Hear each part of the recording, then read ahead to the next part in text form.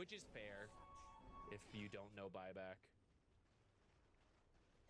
I mean, they're gonna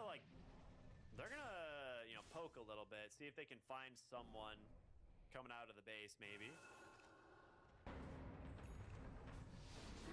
Tiny just blink up there, go for it. All right, they force the response, maybe. No, maybe too far, but we'll see if they can get the Tiny out of here. He does have that Satanic. He's healing up off of Raven. They'll finish up the Tombstone. He didn't have to pop the BKB. That was the main thing you're trying to hold. And they get the Flesh Golem out of it. So overall, pretty safe move there from Resilience. Nicely done. Did use roll and refresher, which I mean, it's fine. They got out alive. But I thought there was just going to be like tiny hit, and then you just immediately pick them up and leave with the Rubik telekinesis. And I think if you do that, you don't need to use roll, which the downside of is that Roche is potentially up, and you might need roll to fight for that. But they're going to smoke and actually just keep going. They're looking mid. They're anticipating a Roche use move, but Infest right into Arrow. Your Lifestealer's dead immediately, and they pulls back Crystal Maiden. The amplify damage doing so much work. Tornado's going to crash her, and she is dead right away. 2 fall. Who needs Roche? We can just go straight for the racks now. Avalanche comes through. Nice dodge, though. Hold on, baby. And Far still has that BKB from earlier. Telekinesis save will get him out. Magnetize doing some work, but will they find him? Roll on in. Oh, quick turn with the Satanic. Full heals up on the Tiny's gonna pop his BKB now as Natsumi's gonna come in. Yopaj tries to roll away. Tombstone getting picked up by ZZQ, trying to take this down in time, but instead has to cut and run. Tiny telekinesis saved out once again. Natsumi continuing the chase. Finally gets his hands on the Tiny. Dead for 100 seconds. Can they find more? Echoes might be in trouble. Tries to get one more telekinesis save. All right, it is all planned and failing his team out of danger once again, but this seems a little reminiscent of something we saw earlier. Waiting for Roche play sounds a little more tempting now, but to prevent losing Roche, they immediately TP top, Echoes and you, push this into force rotations back. That's going to scare OG away from the pit, especially with the time changing. I just miss it. I don't know. What am I doing? I think they kind of needed to try, though. I guess they have no stunts to stop it, but... Well, I mean, it comes down again to, like, your Undying is the only way that you kill the Tombstone. Oh, that is a very good pick. Coming in clutch when they need it the most. That was step 4 in the comeback plan.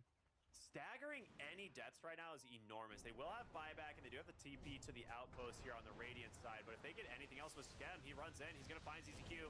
He's going to get caught from the roll. Is Raven going to jump up and help him? Absolutely. Freezing field, everything just dropped on it to take out the Marana. This is exactly what they needed, these staggered deaths, and now Raven gets to use this Flesh Golem to try and help bring down Roshan. It's going to be difficult, but they can do it. Tombstone now down. This is what they need. Is this Echoes is the... I mean, we're past step 5.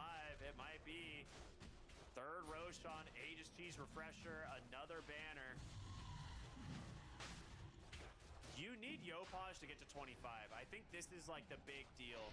If you can get to the self-magnetize on the Earth Spirit, I think you can just win fights. Like, it is such a ridiculous talent. The crazy thing is the gold has barely shifted in all of this because a lot of these plays have required OG to buy back, so they're not really gaining ground in terms of gold, but in terms of momentum and XP and self-confidence, they're making big strides to be able to make this game feel close despite being down 30k for, I want to say 15 to 20 minutes at this point. It has been a very difficult game. I almost can't believe that they have repeatedly found working fights, which is somewhat of their doing and somewhat of Team Resilience is doing. I think getting caught up in the moment in some of these plays and going for more than they need to. Yeah, it's been 15 minutes of 30k deficit or more. It's actually kind of wild. CM-nya agak nim nggak nih? Tim's is getting to his Scythe of Vice. I mean, they're picking up items. They've been struggling on OG all game. But you now have a Bloodstone on Yopaj, which is a ton of healing. And once you have the level 25 talent, this guy can't die with Magnetize up. Oh, we've seen this before. They get their hands on Natsumi, just dies with the Aegis, and Raven's dead as well. Pop, Yopaj just chain stunned by an arrow. Has to be careful. Does have his own BKB. Does get bailed out for a moment with the Infest, but the Avatos is there. You lose another hero. Natsumi's forced the BKB and run, but the Bashers, oh my goodness. OG's just not here on the team to help. They're gonna lose Tims as well. Aeon Disc doing what he can, but did they just lose the game? Is that everything?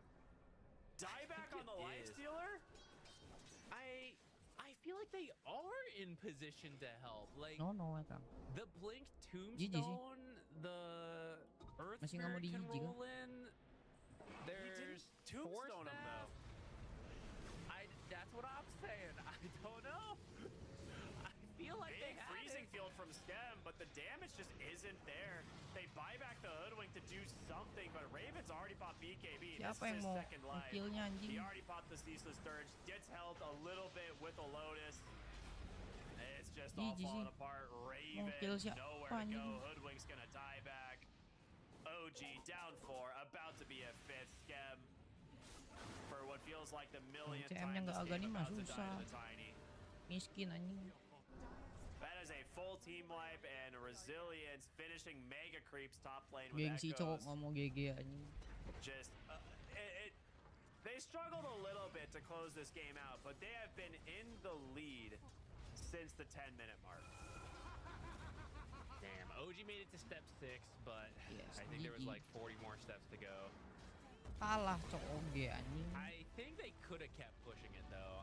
Kocak banget cok. I'm not sure on what happened bottom there. I think they could have kept that OG yang dulu, bukanlah yang sekarang. Initial attempt, right? I mean, maybe he still dies in the end, but I feel like they itemized. I thought they were positioning for it, and then it just didn't happen. I don't know what I missed that canceled blinks or something, but this is all about Lifestealer. The fights where Lifestealer can hit, they win those fights. When Lifestealer cannot hit, they do not win those fights. So I thought the way they were itemizing and planning recognized that, but it just did not hit on that final moment.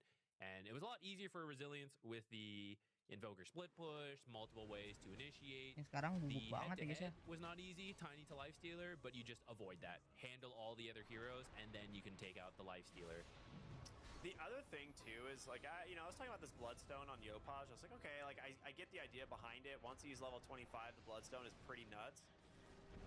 But if this was an Aghanim Scepter, he can just roll in and save. Dulu OG rapi banget ini, berantakan banget mainnya cowok, lihat jauh banget. Your allies, there's a couple other options to have kept him alive this game, banget ya yeah, mainnya. it definitely felt like either the Tombstone or Invokernya something juga main else jarak was not jauh coming doang out when they anjing. needed it, and I think twice we saw OG die with this Lifestealer when they really couldn't afford to. Is this two series in a row that like Roshan felt like a curse for the team that got it? I think that's I don't know if that's Roshan passing on his curse more than like teams falling into it, right? Maybe the overconfidence of Aegis, perhaps it's the pressure of TI. You feel like you need to maximize certain opportunities, but sometimes the best play is just to keep it chill. For example, here, I think Team Resilience would have benefited from keeping it chill. Didn't really need to tower dive with Roshan available. They could have just taken that initial play outside the base, backed out, get Rosh, and the game would have been cleaner. I think that's a lesson for them to take back for this. Yeah. They didn't play perfectly either, even though they were generally in the lead here. OG had their moments. I think the lanes were actually going well for them, but didn't quite connect on the early power spikes they drafted for. And if you don't do that and you don't build that early lead, then that's where a hero like Undying is just not as impressive as some of the other offlaners available. Man, that roll block was so sick from ZZQ. He played a great Mirana. He did. Game. I think he was really on point this game. Yeah. I mean, this is the fight where we're like, okay, I mean, maybe we're back. You know, OG, they're scaling. We're seeing, you know, when they have their BKBs running, when they've got the lifestealer on the right target. Rubiknya udah bisa sampai bikin Aghanim. Mahal banget Rubik bisa nyampe Aghanim tuh. To be honest, I don't need to take away from them in this fight, but like I feel like this fight was also self-inflicted. Like Resilience burned Lifestealer's, I think it was this one. They burned his Aegis and then like kept going even though they used tools to do it. I don't know, maybe it wasn't this fight, maybe it was one before. No, it was. This was the wire one. Some of the fights that OG won were Team Resilience just hanging around too long. And next time, if they like back out more and go back in, then they'll close the game out. I know that sounds funny because they never lost a 30k gold lead, so like, maybe what they were doing wasn't even that bad to begin with, but it could have been maybe a little smoother. I mean, Echoes on this Invoker played an incredible game. He's not supposed to win the lane stage this hard, but he absolutely destroyed Yopaj mid, and like it wasn't even that Observer he plays too. Yeah, it really was. That Observer absolutely tilted the lane in his favor. No, that's the thing that's so weird is like the lane, it's supposed to be Earth Spirit favored the first few waves at least because you have a pretty sizable like gold advantage. Yopaj did some neat tricks trying to deny some creeps, but Invoker just pulled away so quickly. Yeah, he really, I mean, it shows why a lot of teams are banning Invoker in the first phase, right? He's a very strong hero right now. It's hard to really shut him down. It requires rotations, which is the idea behind that next level Observer that just didn't happen to pay off this time. But you kind of have to punish him by rotating onto the Invoker. Because if you try to play the side lanes, you kind of can, but like he'll take your mid tower and he'll still contribute to the side lanes with a Sunstrike and possibly a TP. But your execution on the side lane has to be really clean, as opposed to punishing him mid is a bit, it's more likely to succeed, though it is a pain to bring that many supports over. So I don't know, it's very tricky, and that's why a lot of times he just gets banned out, so you don't have to deal with it. Yeah, I mean, look, coming back to like the original draft, right, where you have this last pick for OG, and we're like, okay, you know, where's this Undying going? Are we going to be seeing, you know, a support Undying, or is this going to be something else, right? And then they go for the Crystal Maiden, run it as the off lane, and I saw how it worked in the lane. They actually did really well in the lane, but it didn't transition super well from there, right? Like they ended up taking a couple rough fights, and Resilience just, I think honestly so much of it is Echoes and the support duo just getting so much done around the map. I agree. You had the power spike, the Undying, but you couldn't convert it. Just something to reflect on going into game number 2, because I mean the series is not done. They can easily turn this around. You just can't get tilted out, but I think this team has gone through it. I'm sure they're already in discussions right now for the next one. Yeah. All right, we're going to do a short break, everyone. We'll be back with game 2 of Team Resilience versus OG. Stay tuned. We'll see you in just a bit. YSR, welcome to Shanghai, and you're bringing a new team to the international, Team Resilience. You guys found success quite quick. You guys formed and then immediately reached the final of ESL ACL Challenger. Did you know, like, right away that this team was something special? 没有吧，就单纯大家在一起比较熟嘛，可能有点化学反应吧。How long have you known some of your teammates? 都大概长的可能4、5年了吧，短的2、3年吧。 So you've known them for quite a while, but still in terms of TI attendances, you're the one with the most experience. Do you feel more responsibility being the biggest veteran of coming to TI? 不好说吧，主要现在确实那个国外队的水平普遍强一点嘛，就还是多学习，自己肯定要多进步才能打得好一点吧。How are you dealing with that regional difference? Obviously, the past few years at TI has been quite Western dominated, but we're here on home turf in Shanghai. Do you feel more pressure, or is it exciting you? 能在上海办肯定是比较开心的嘛，就因为毕竟干什么都挺方便的，就差不多。How about making it through the qualifier? I'll admit I was surprised to see you guys take the first slot, but it seems that you're not really underdogs within China. You're quite strong. 我们算是比较有特色的那种吧，就有的时候我们也看不懂我们自己，但就是赢了。Wait, so are you saying that even like the heroes you're picking, the strategies you're running, you don't really pay attention to the details, you're just along for the ride? 也没有吧，就是选点大家打得好的吧，就是然后组在一起发现，哎，有点像国外阵容了，那就出发吧。Do you think part of it working out is this patch favors your team and your players especially? 也没有吧，感觉就是可能就在我和我兄弟不见的几年里面，大家的理解都进步了吧，然后就打到一起了呗。I was gonna ask, have you filled out your predictions in the game, and if so, where did you place Team Resilience in the group stage? 我填了，我填在那个淘汰赛胜出。Okay, why not 4-0? 哦，就是在这边被其他队虐了。Okay, taking a realistic approach. Well, I hope your prediction comes true, at least making it through to the playoffs. Erica, YSR 04E, thanks for joining me, and good luck here in Shanghai.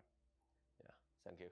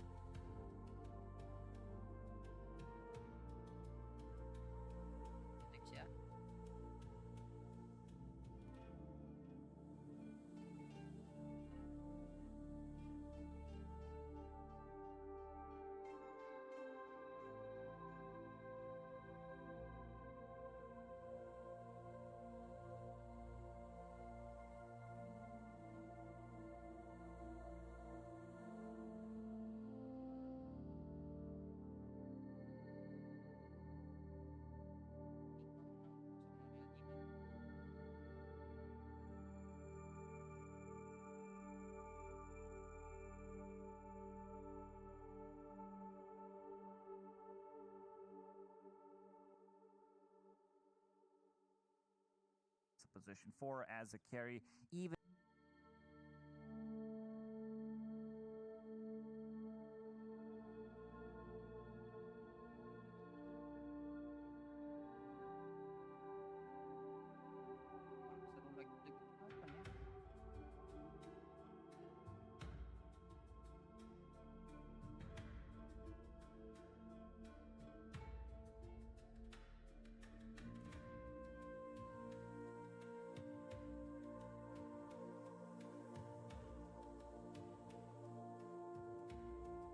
dia bang nonton Big Bit guys. Seru.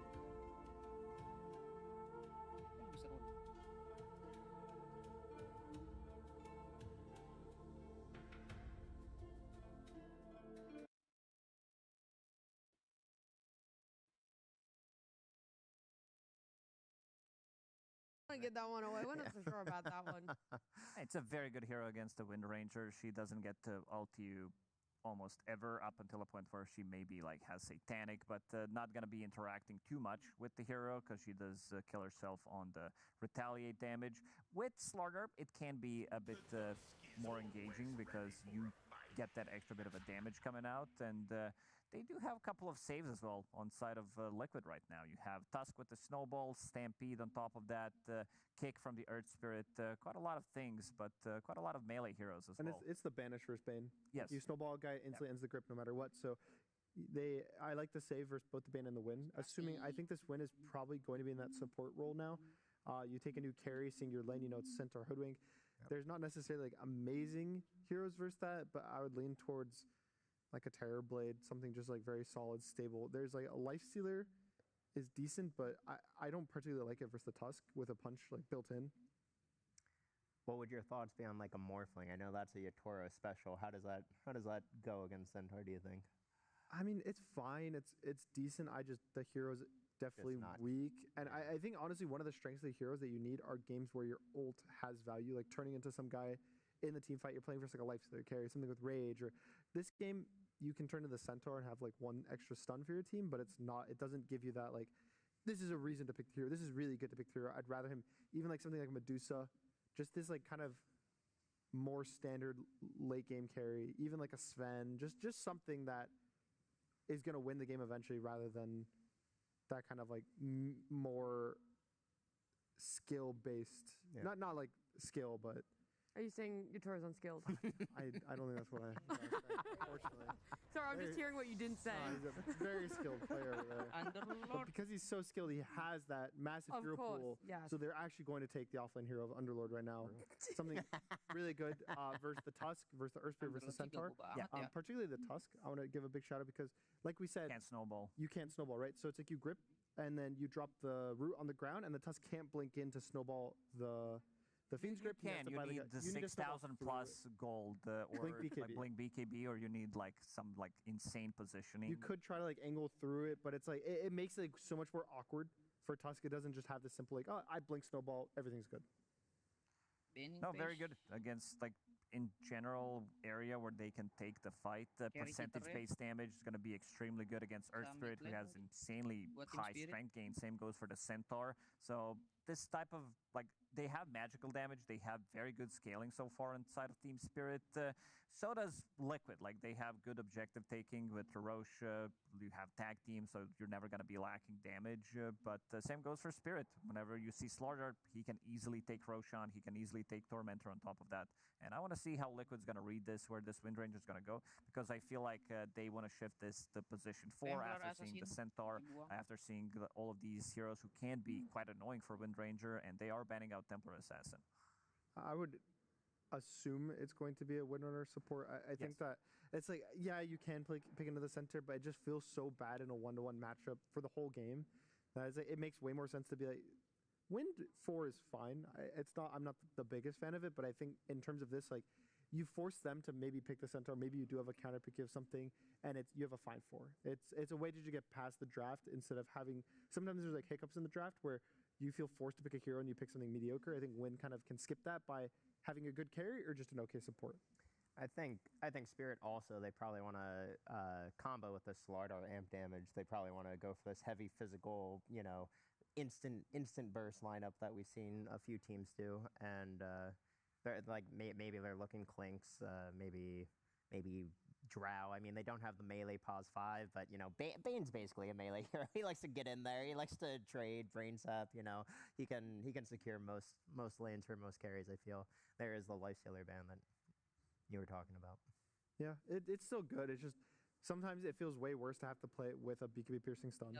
Like the Tusk can always cancel your TP. You can't be just this complete reckless hero, but still takes it out. And again, I'm still looking at that like Sven Terrorblade kind of angle, and it doesn't get countered too hard, but there's Kaz. There's Kaz. That's a lot of physical damage. That's a lot of physical damage, and Desobire stacks well with the Corrosive Haze. Yeah, this hero can definitely pop off. Like you're never gonna be lacking damage. Mid early of a lineup, something we talked about is scaling. Like both of these teams, they love scaling. They are always gonna have like all these boxes kind of covered, the BKB piercing abilities. And for Mickey, I don't think this overall last pick for him is easy. Playing into 2 BKB piercing tools, playing into Underlord as well, playing into Kez. It's not gonna be easy to find a hero that checks all of these boxes. They're going to have to find something for themselves, though. My initial thought is the Nature's Prophet, because I think it works well with the support duo and the Earth Spirit. It's like very, very aggressive, very go, but I do worry about specifically like the Slaughter and the Kez. Both of those are really good core matchups into the Nature's Prophet. So maybe if you want more specific core matchups for them, the Terrorblade is good as well. It's like this high armor hero who kind of deals with this physical damage from them. and it's a ranged carry, lanes well with the Tusk. It's not amazing into the Underlord, but kind of like you were saying, Monkeys, there's no perfect pick here, really. Yeah. Everything kind of is like countered by one way or the other. Yeah, I mean, we'll see what they pick here. It is Luna. Luna. Dude, the Luna taunt has to come out like a billion times this game, please. I mean, Luna, in theory, works really well against all of these heroes. These are triple melee cores on side of Spirit. There's a bit of a new build on Luna where you are picking up a relatively early Blink Dagger and then like blinking on top of them using the Eclipse as well with the Glaze, with the damage reduction and sharing some of that damage as well. Could work out really well. Like this has been Mickey's specialty. A lot of the times when, it's a Timbersaw meta, it's a lot of these melee heroes. Mickey, he will fall back to this Luna pick, even though it's not the most common pick nowadays. I might also go like the magic build, the Ags at some point. I think that he can go, once he gets like the 5-6 items, yeah, he's tanky enough to get into their whole team, but I think there's a very long point in the mid game where BQ is not enough for him because of all this physical damage, and he'll just die. So maybe going more towards like an Ags, magic damage, kind of maybe the Blink Dagger, and playing a more backline, letting your 2 tanky heroes go in for you, and just having this kind of nukes coming from the outside, and then at the end of the fight you commit, but more of a objective taker, not a team fighter. Yeah, and I mean, I think this also just goes into what we were talking about of each team kind of has their unique hero pools. Like Luna is definitely a mid-game staple, like I don't think we're seeing too many people picking up this hero lately, so I think this is definitely Liquid's comfort, and I would also say Spirit's comfort. I mean, again, like these two teams are just very stable teams. They like to pick for themselves. They like to do what they want to do, and I think both of them have drafts that fill that idea. Is this a new Mickey hero Lacoste? Potentially, and I mean that he's gonna make it work, but I think there's gonna be also extra bit of a salty considering that they got eliminated by Spirit in the recent EWC, so there's gonna be extra bit of revenge on the line. I like it. They say the last tournament you guys had the best of us, but for a tournament right now, TI a lot on the line for themselves. Both teams 2-0 at the moment. This game number 1 puts them in a great position to be our first 3-0 team looking towards the next matchup, and it is going to be Outcasters, Synderen, and Sunsfan. You screwed it up again, Nat. It's Sunsfan and Synderen. It just has a better. It just sounds. I'm not trying to be egotistical here. See, Jenkins has the same problem. People saying Jenkins, Sunsfan. It just sounds better with my name first. Just saying. Yes. As we get into the game. Very, very good, Shannon. Thank you so much for that contribution. Welcome everybody to game number 1 between Liquid and Spirit. Of course, as the panel mentioned, both teams 2-0. A battle of 2 teams that have played each other countless times, but with a little bit of a newer-ish flair, of course, having Miposhka in the coaching chair for that is true. Spirit. And I think that is going to be one of the biggest tests of this tournament for Spirit, with how well it goes, is how much can Miposhka do from the coaching role, because I think he has been an absolutely instrumental part of all of Spirit's big wins when he was playing on the team. Now Rue is dead. Yep. Who now gets he only the gets first to blood? talk before the game. Tofu will take it. Okay. So, I mean, if somebody gets sick, he could sub in. That's right. They can have a strategic vomitorium. Oh, you're not feeling so good today, Rue. Oh, you are. We'll do something about that. Take care of that. Yeah. No, but you could definitely tell from the pregame camera that Miposhka had a lot to say when the drafts were over. I think he has a very clear impact on this team, and I personally found that they leveled up a lot when he got into the coaching seat again. So the guy is just a generational support player and can obviously transform a lot of that or communicate a lot of what he did in-game, hopefully for him, from the coaching role. But you can't do it live. You can only do it until the game begins. Then the coaches leave the booth and the players have to do it for themselves. So how much could he communicate about the game plan? How much would change if you could do that during the game? A lot.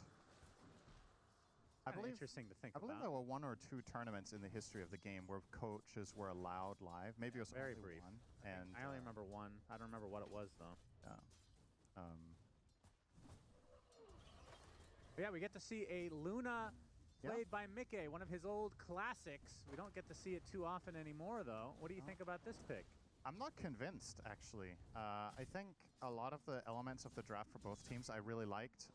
They dug quite deep into their time to find this Luna, which goes to show that there was no obvious choice. I just personally don't find her hero matchups to be that good here. She's fine against Underlord, but I think Kez can be quite dangerous. I think Kez Slardar, particularly as a duo, obliterate a hero like Luna who doesn't... She's weird, because against certain carries, she's fine that they come up close, but against others, they just overwhelm her too fast, and that's my concern here, is that Kez Slardar are going to make quick work of her, and there's Fiend Script. So I think there's a lot that's going to come down to the supporting cast around the Luna, because, like the panel mentioned, there was no perfect pick. I can't, off the top of my head, be like, wow, he really should have picked this instead, but it's not a great Luna game. Yeah. It is a great Chicken Man game, though, because there's a Slardar in the game, Cinderman. That's right. He loves that. We have seen this pop off too many times to count. However, they are playing against Anisha, who's in form and playing what I think it's fair to say is the mid-hero of the tournament so far. Yep, so far, in Earth Spirit. The win rate of the hero is not that ridiculous, but when the right players play it, it looks insanely powerful, especially in the late game, ironically enough, because that used to be Earth Spirit's weakness. Yeah. Now it's his strongest suit. Tofu will avoid both attacks courtesy of his innate. That's pretty damn Good lucky. Stuff. Not me. Going to continue to pursue. Don't think he can finish the job, though. So Tofu shall survive. All of that first blood money. What did he spend it on? Just consumables. Sad. Yeah, what would you have liked to see? Ag's first item before boots. All right. Yeah, if you're going to buy Ags for first blood, he might have done it. I think teams would approach the game drastically differently if First Blood gave 4,000 gold and every subsequent kill gave 150, though. I think there'd be no action at all. Yeah. For quite a while, if that were the case. We went through a lot of rubber band patches in the past. A lot of different economy changes. Yeah, we've never had. Fortunately, we've never had the 4,000 gold First Blood, though. That's never that crazy. Honestly, there probably was a bug at some point that did something similar, so I wouldn't even say no to that. It's a long history here, Dota 2. If you count Dota 1 as well. I don't know why you just reminded me of that, but do you remember the one day that Chen could persuade Roche? Yeah. Yeah. Like, that is the equivalent of 4,000 gold for First Blood, I think. That was pretty good. Yeah, unfortunately, they did fix it. Yeah, well, sure, definitely kept that. Would have been great. Rue will steal one water rune, and Nisha won't be able to get the other. Yeah, that's actually quite bad for Nisha. He's going to have to do the long walk of shame back to base now without resources. He can't lane into Slardar.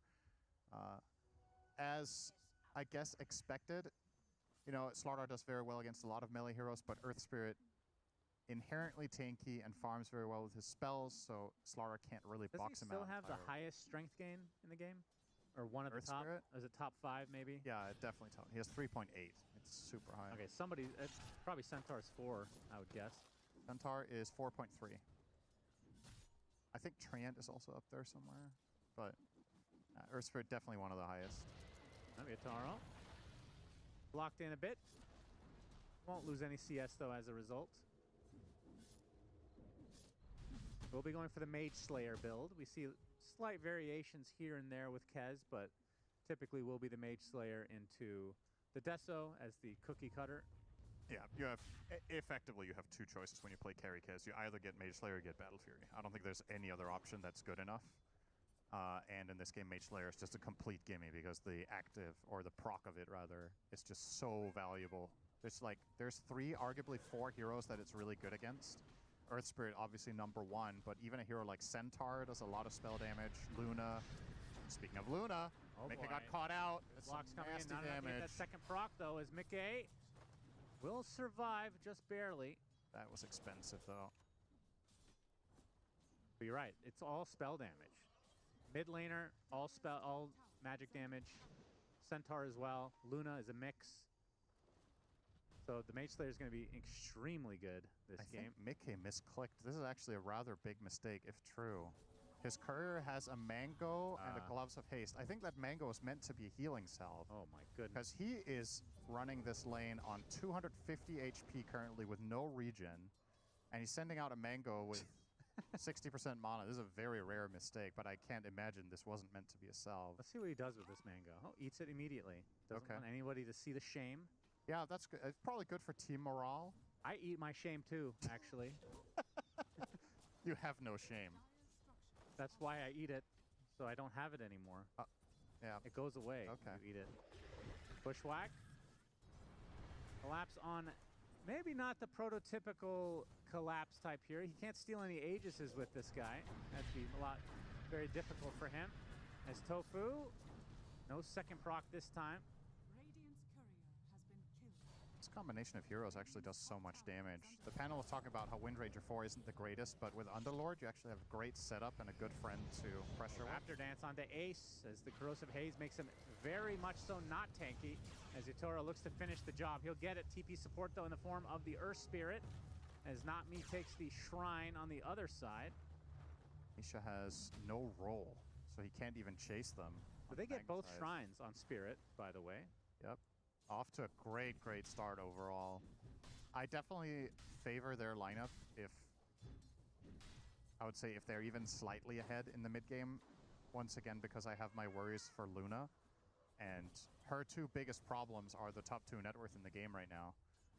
Slaughter and Kez off to great starts. Effectively, everybody on Spirit should be pretty happy right now. Now that they got both wisdoms, I mean, supports should also. I'm not saying the Luna's not going to work, but I think they were pretty happy with Luna being picked. I don't think this is a hero that they're necessarily afraid of.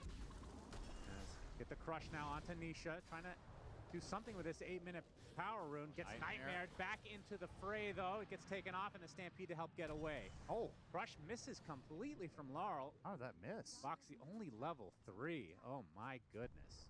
Yeah. Nisha he does get the rune. Fiend's Gate comes in, though, the silence to try to prevent a little bit, but the Pit of Malice eventually comes for him, so Nisha pays the ultimate price for being a greedy little boy. There's something wrong about Earth Spirit not having roll. I don't know. It just feels like it used to be the hero's identity, and you just sometimes don't skill it in mid at this point. No. Still action going on, mostly support. Shackle hitting several heroes as Tofu.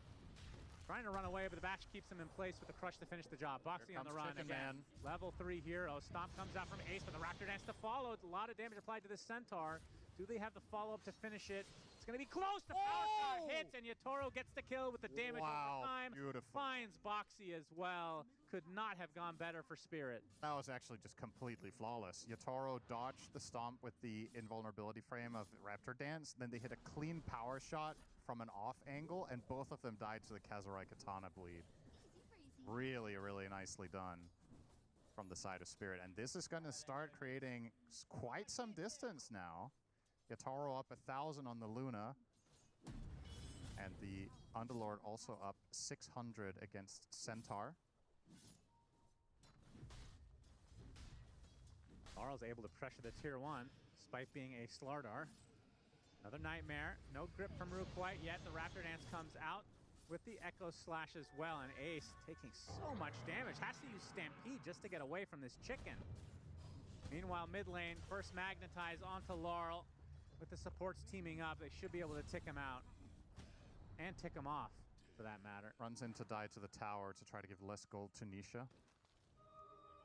And Boxy has to take the rune. Rue does force that out. Will cost him his life, though.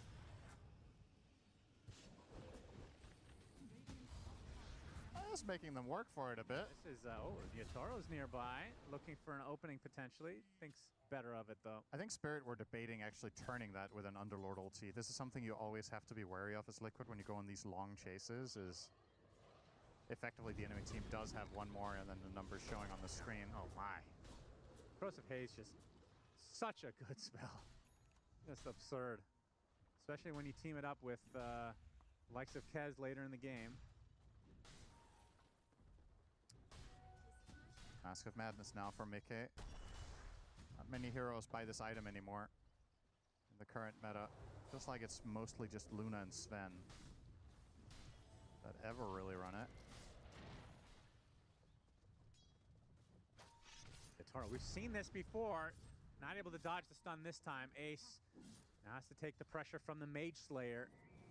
It's just the dead. Veil, Yatoro. Yeah, there's not going to be any support for Ace. So another death for the Centaur.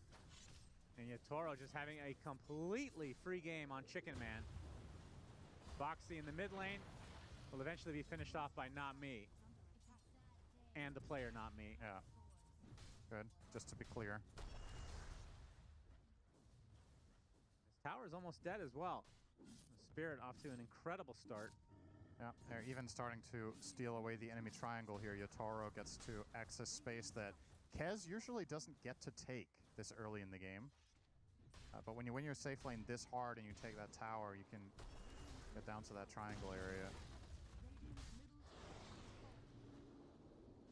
Is filthy, filthy rich. I mean, how is Liquid's lineup against Kez in general? Outside of the fact that he's just having an incredible game. I mean, I think Earth Spirit and Tusk are kind of the wild cards in that regard. They have an instant silence and they have punch. Well, eventually. Boxy's level 4. Oh, nice roll. Yep, Snowball actually hits.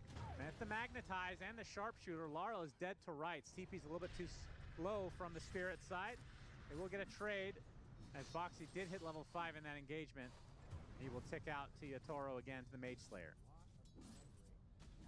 Trade you're very happy with if you're Liquid, especially considering Underlord ulti and TPs were used for that. And of course, that means Mickey gets to do what he wants down bottom.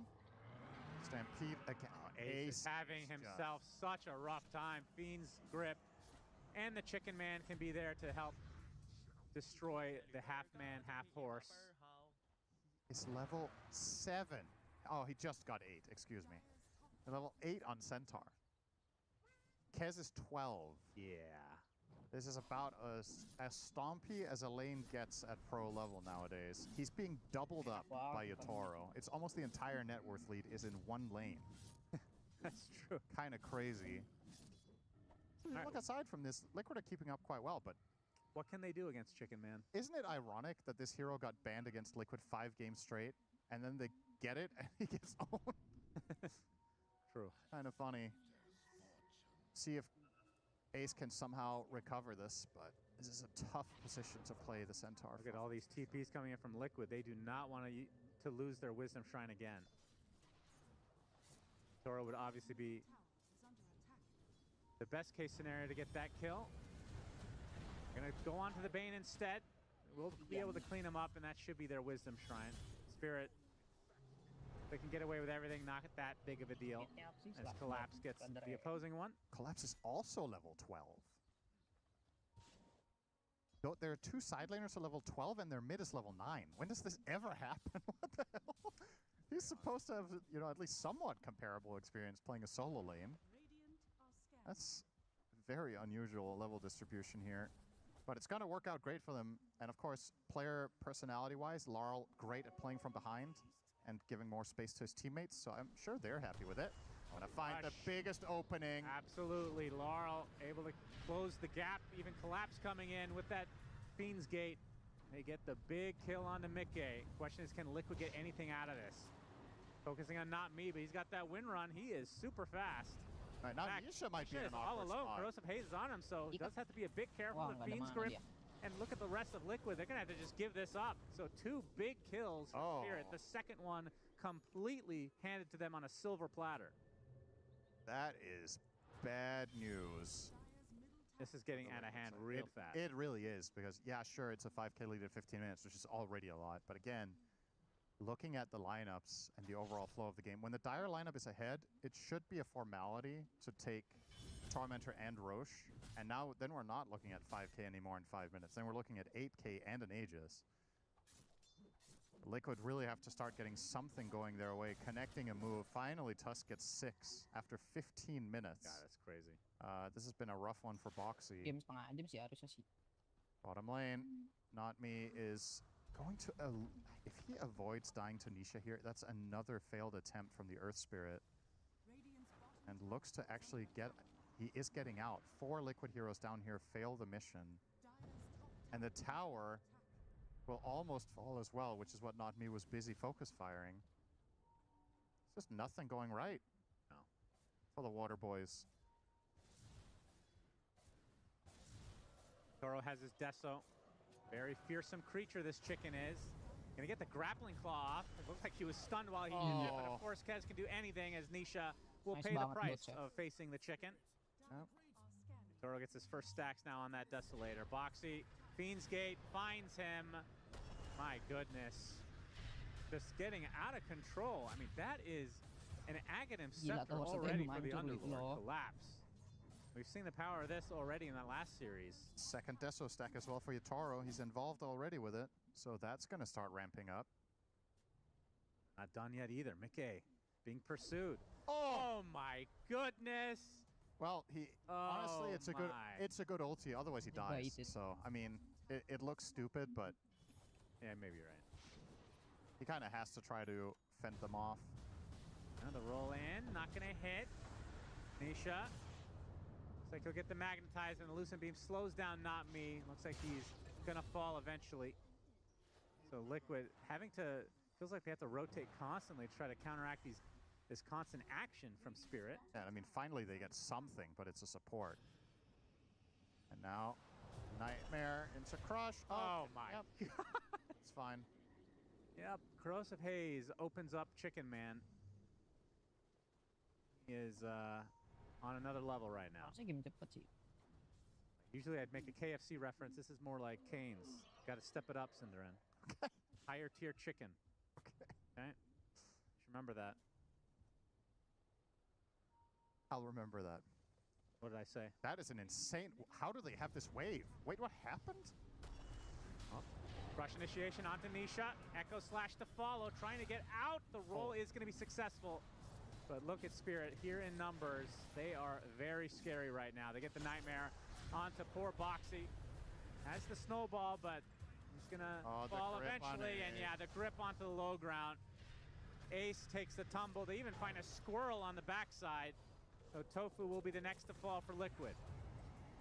And Spirit with an enormous advantage. They get a tier 2 tower. Can we get a replay of how big that creep wave was, by the way? I know we just had a team fight, but I actually think that was the most spectacular thing. It looked like it was 5 waves. How's that possible? I don't 33 is going to have to pause again just to see what's happening here. Bisa langsukin yuk. So many creeps there. That's crazy. I mean, had Centaur just been stacking waves with the Dominator for like 4 times in a row, and then when they finally get there, they dive the tower. I mean, effectively, he just lost a tower and 4 waves that he was trying to stack. Yeah, Nisha, well, after the pause, still not safe. Laurel able to get out just barely. No, he dies to the tower. And Not Me will pay the price as well. Oh, Yatoro, that's maybe a little bit too cute. He's getting in quite deep here. The TPs are too long, though. They kill off Nisha, but Spirit able to get away with everyone else, despite diving very far. Yatoro's still there. Oh, is Tofu just dead? Man, he is so squishy. Yes. This is tough to watch. 16 stacks already. I've been reading Reddit recently, though, and people are saying that Kez got nerfed way too hard. So this is the best carry in the game, as far as I'm concerned. Every time we cast this. When I see this hero with Slardar, at least, I have a very hard time predicting the other team to win, because I mean, this is anecdotal. I don't know if we've ever cast a game of these 2 heroes together where they lost. I don't think so. I think every single time it's been a landslide victory. Yep. And this is not looking any different for now. 20 minutes arriving, so it's time for Tormentor, which they should easily take care of. Kez now has a BKB completed. Yatoro is 10-0 at 20 minutes. Jeez. Satanic is watching and telling him he has amateur CS numbers, though only 200. This is meant to be 350. Yeah, true. But there's a trade-off. He's been very active on the map, and you can't do both at once. So a different style. You can with Fiend's Gate. Okay, there goes the Tormentor. That took 3 seconds. Cool. Right, Tormentor, shard for Rue. Only has level 2 on Brain Saps. Not the greatest, but still all the gold, and the fact that it doesn't go to the enemy team. I don't think they were going to be taking anytime soon. But yeah, Spirit in the driver's seat, to say the least. Now, when does Mickey come online? He's going for Butterfly, I believe, last we checked, and it feels like he does need BKB on top of that. Yeah. And even then, there's still Fiend Script. It's just a really difficult game, I think. Did you have a better carry in mind?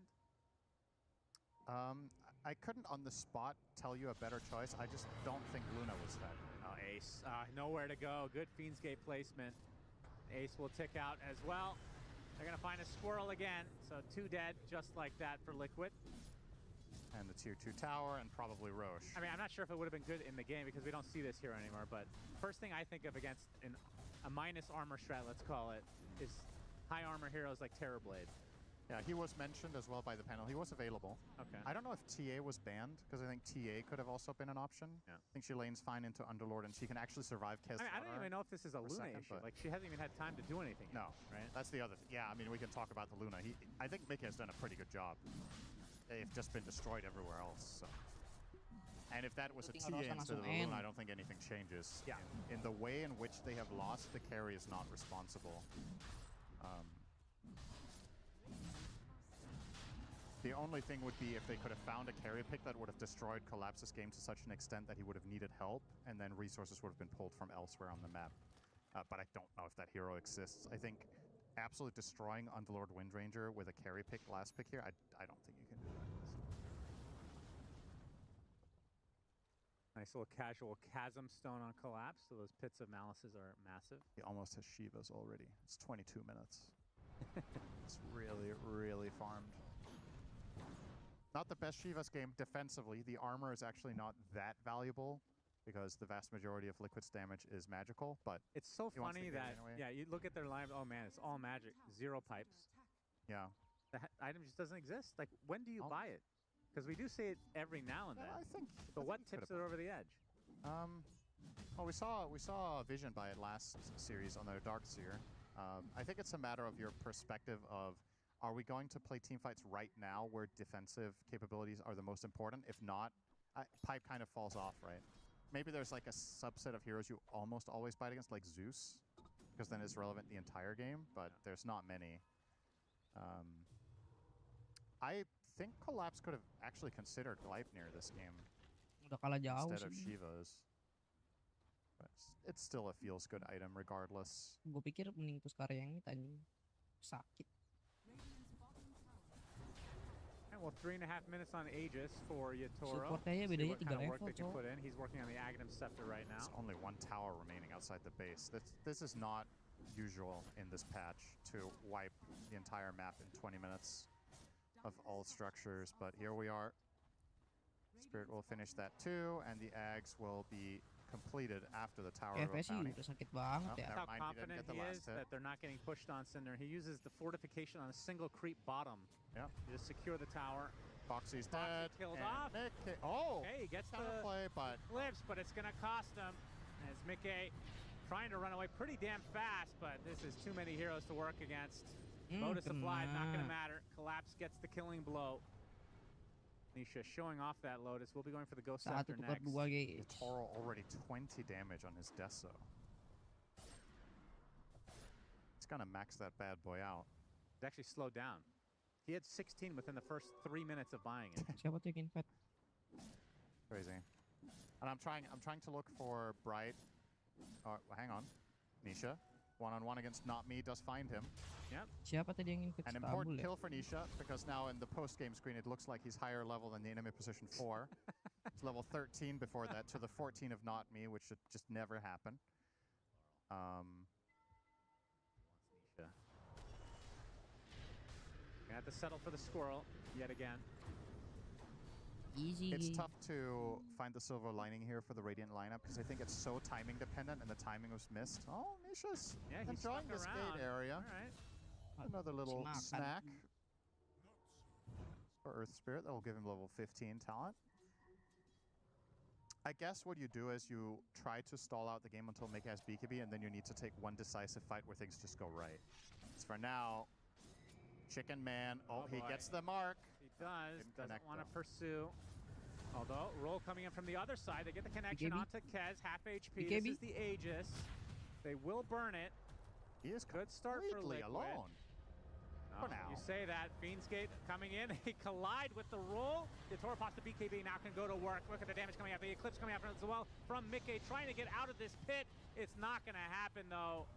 Dies to the right clicks, and now Ace will follow suit as everyone from Liquid just dropping. Nisha next. Double kill for Yotaro. It was a trap all along. It was.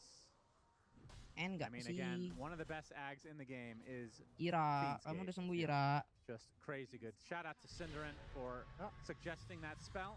Oh, okay. You were the reason it was put in the game, Cinderin. Don't be coy. That's okay.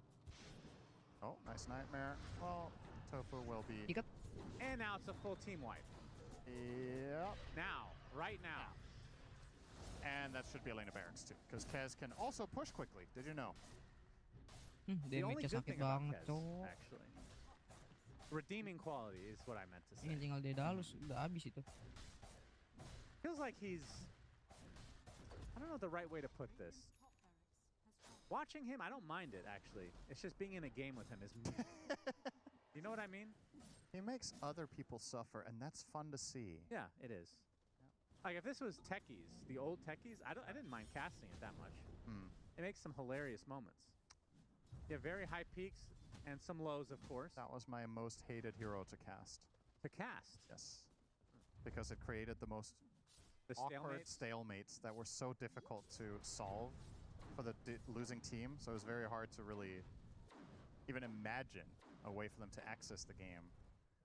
I mean, not that this individual game is particularly different, but it's not because of the heroes, it's because they're owning them. Now rolling with the punch. Counter action coming through, though, not me. Oh, that's a good axe. Fiend's Gate onto many heroes.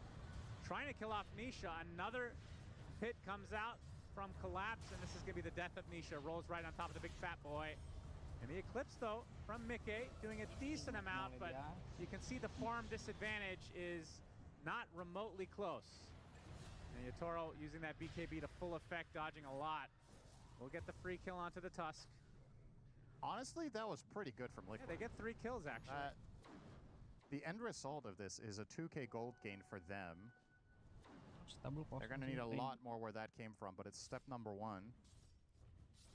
Got Luna involved, and that is going to give Mickey a little bit of... Oh, I guess he barely got into chump changes. Tadi lu nginvite gak sih? Give him time on the map. Tadi juga ada yang nginvite gua, cowok. Gua kira lu. Like I was saying before, I genuinely think this is a game where Liquid get one baru as their true chance. Lagi If they can win a fight convincingly, nonton live Dota, lagi live this Dota. is possible to swing around. Oh, yeah, lagi nonton internasional. Dragonlance. Okay. This is going to be a much later BKB suddenly. Playernya ada, timnya mah nggak ada. Playernya ada di Falcon ya kalau nggak salah, sama tim apa gitu. Ada 2 orang. Nice luxury item for him. Oh, a solar crest. Nggak negara, tim klub. On the hoodwink. A rare treat. Klub. I love this item. I wish it was a bit better, but it feels like it's always in this limbo between every game or never, yeah. Or rarely. Iya. Iya. Mereka di negaranya mereka masing-masing. Yeah, that was also cool. You can get it as a tier 2 neutral item, but it's just not the same. Because it's free. Yeah. Cuman versi free is not game Dota. Not as satisfying. When you purchase something and you get to enjoy it yourself, it's more Nah, kalau PKP-kan rame nih. Masih main. Cuman udah bodoh loh. He will tank the gank in all likelihood, get spotted, killed off easy. Padahal lu League 4 ya. Ya kalau Komal kan lu semua ke live, cowok. Sama yang Komal-Komalnya kan pada kehitungnya live. And that is tower number 2 taken for Liquid. Ya gue nyoba-nyoba aja nih PKP-kan, cowok. 30 minutes in. Daripada gabut. Not a good sign. Mass TPs for Liquid. Kita coba. Yang mau support siapa PKP-kan, cowok? Such a short cooldown though. When you suggested this, why didn't you say PK siapa yang nonton? Itu masalahnya. I mean, he has Ags and Oxarine, okay? Relax. Kalau main kenal sih bodo amat ya. Cuman kalau apa namanya? Kalau sama orang lain kan bubuk ya. You happy with yourself? I mean, you think about it every day? You keep giving me credit like you did though. It's why are you even? Ya gue udah biasa live APK juga kan dulu kan, PKP-kan segala macam. Admit it. Take credit where credit is due. I think what I'm trying to say is that I believe I and another person had the idea at least somewhat independently of something of this type. So I don't want to take all the credit. Just take it. No one's... It's my idea, Shannon. Shut up. Yotaro gets the shard. That's right. So everybody on their team has a shard now. Ini udah terlalu bosen kalau sama yang udah kenal. That's the upgraded Kazurai Katana and Shodosai. Ayo guys, tap layarnya guys. Kayak lagi di live aja ya. Guys, tap layarnya dulu guys. Ayo guys. 40 seconds from Roche. Fiend's Gate will find the squirrel. Be another easy pick off. Tofu. Death number 8. Gue serak. What's the kill record for the tournament so far? Gue kalau waktu itu nge-MC kan I know you don't, 3 bulan serak terus anjir. I'm hoping we would be got some very educated gentlemen in our ears occasionally. Oh kan kalah kan? And Seb. Ayo guys. Tap dulu guys layarnya guys. The current record we are being told should be something like 23. So keep an eye on your Toro to maybe overtake that. Oh my god. He's on 18. What will decide if he can beat the record is largely whether Liquid survive. The record for this particular TI? Yeah, I think. What's the record for all TIs? It's probably over 30, I think. You think so? Yeah, I think so. There's been some ridiculous games in the history of this tournament. Now another Roche goes the way of Spirit. Wow, that's really quick. Okay. Chicken Man will backpack his Ags for an Aegis. One of the very few heroes that do that. Oh, well, he ate it. He ate it. Wow. That's an early consumption. Hungry little chicken. Very interesting. Nullifier now for Laurel. A classic Slaughter purchase. Dealing with Ghost Scepter from Earth Spirit. Dealing with the Solar Crest. Of course, forcing Luna to not really be able to use her Pike as a Force Staff defensively as to Pike, which is a lot more awkward. Well, they get Roche's banner, so you would think if all things go according to plan, they'll get this second set on this next push. They're going to smoke out, though, looking for a pickoff. Boxy will be the one to break the smoke. Actually does blink out, gets off the snowball as well, but Gale Force, everything, goodbye. 19. I feel like what do you call the announcer in darts that yells out how many points? I have no idea. Cinderin. 180. Already at half HP, in a little bit of trouble. Yator doesn't want to burn the Aegis this quickly. Gets put to the low ground. Is going to be fine. Lucent Beam. Eclipse comes out. Collapse taking the brunt of it. And they get the second kill off the back of the Eclipse. So Mickey, with the help of the buyback from Boxy, not bad. A good hold. Yeah. But the good news for Spirit is they retain the Aegis, so they can just heal up, reset, and try again. We're a bit eager there, but nice counterplay. Was Roche banner used? I don't see it in anyone's inventory. It was. Huh. I don't remember if the overlay in the top that shows the Aegis and the gem timer, if that also shows if somebody's holding the banner in their backpack. It did earlier, so. Yeah, so then it was a stupid question. Okay. No offense. Offense taken. It's not on me. That's the American way right there. It's on you if you're offended by this. That's right. Daedalus looks to be next for Mickey. All right.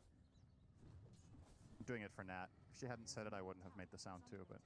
You know, I made a tier list on taunts one time. Yeah. Number 1 was, I believe it was Tidehunter, I want to say. They had Luna number 2. But Luna was 0. Oh, because it wasn't in the game anymore, and I begged for it to come back, and then they put it back in the game, Cinderella. So you guys can all thank me. Yep, that was your idea, yeah. Just like the Fiend's Gate was yours. Yeah, you came up with the Luna taunt. No, I didn't come up with the taunt. You came up with bringing it back. That's right. A very novel idea, I know. You're the first person in the history of the world to reintroduce anything. That's right. You know, I'll take credit for Mars as well, Cinderella. Thank you very much. Sure. Itoro, how good is the 25 talent on this chicken? Very good. Extra slash, usually what we see. It's just a lot more damage. And it's obviously AoE damage, so what's not to love? Gotta say, I'm kind of impressed with Liquid keeping this. Yeah, the lead hasn't really grown too much. They've kept this afloat for the last 5 to 10 minutes at about this gold lead. They're not really progressing, but they're still... Hope dies last. That's where we are at. 86%? Okay. Yeah, that seems about right. Only you could corrosive haze the buildings. Yes. And it'd be a little bit faster. Great suggestion. Liquid clumped up right now, but not going to pop the smokes. They do have, just playing defensively, want to outlast the Aegis, of course. Escorting Prince Mickey to the jungle. And would you like to go to the top wave, sir?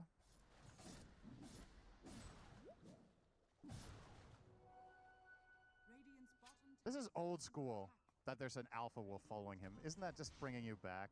Yeah, that's true. I miss Obviously, the alpha it's not his own dom, but the fact that there's just a wolf creep following the Luna is...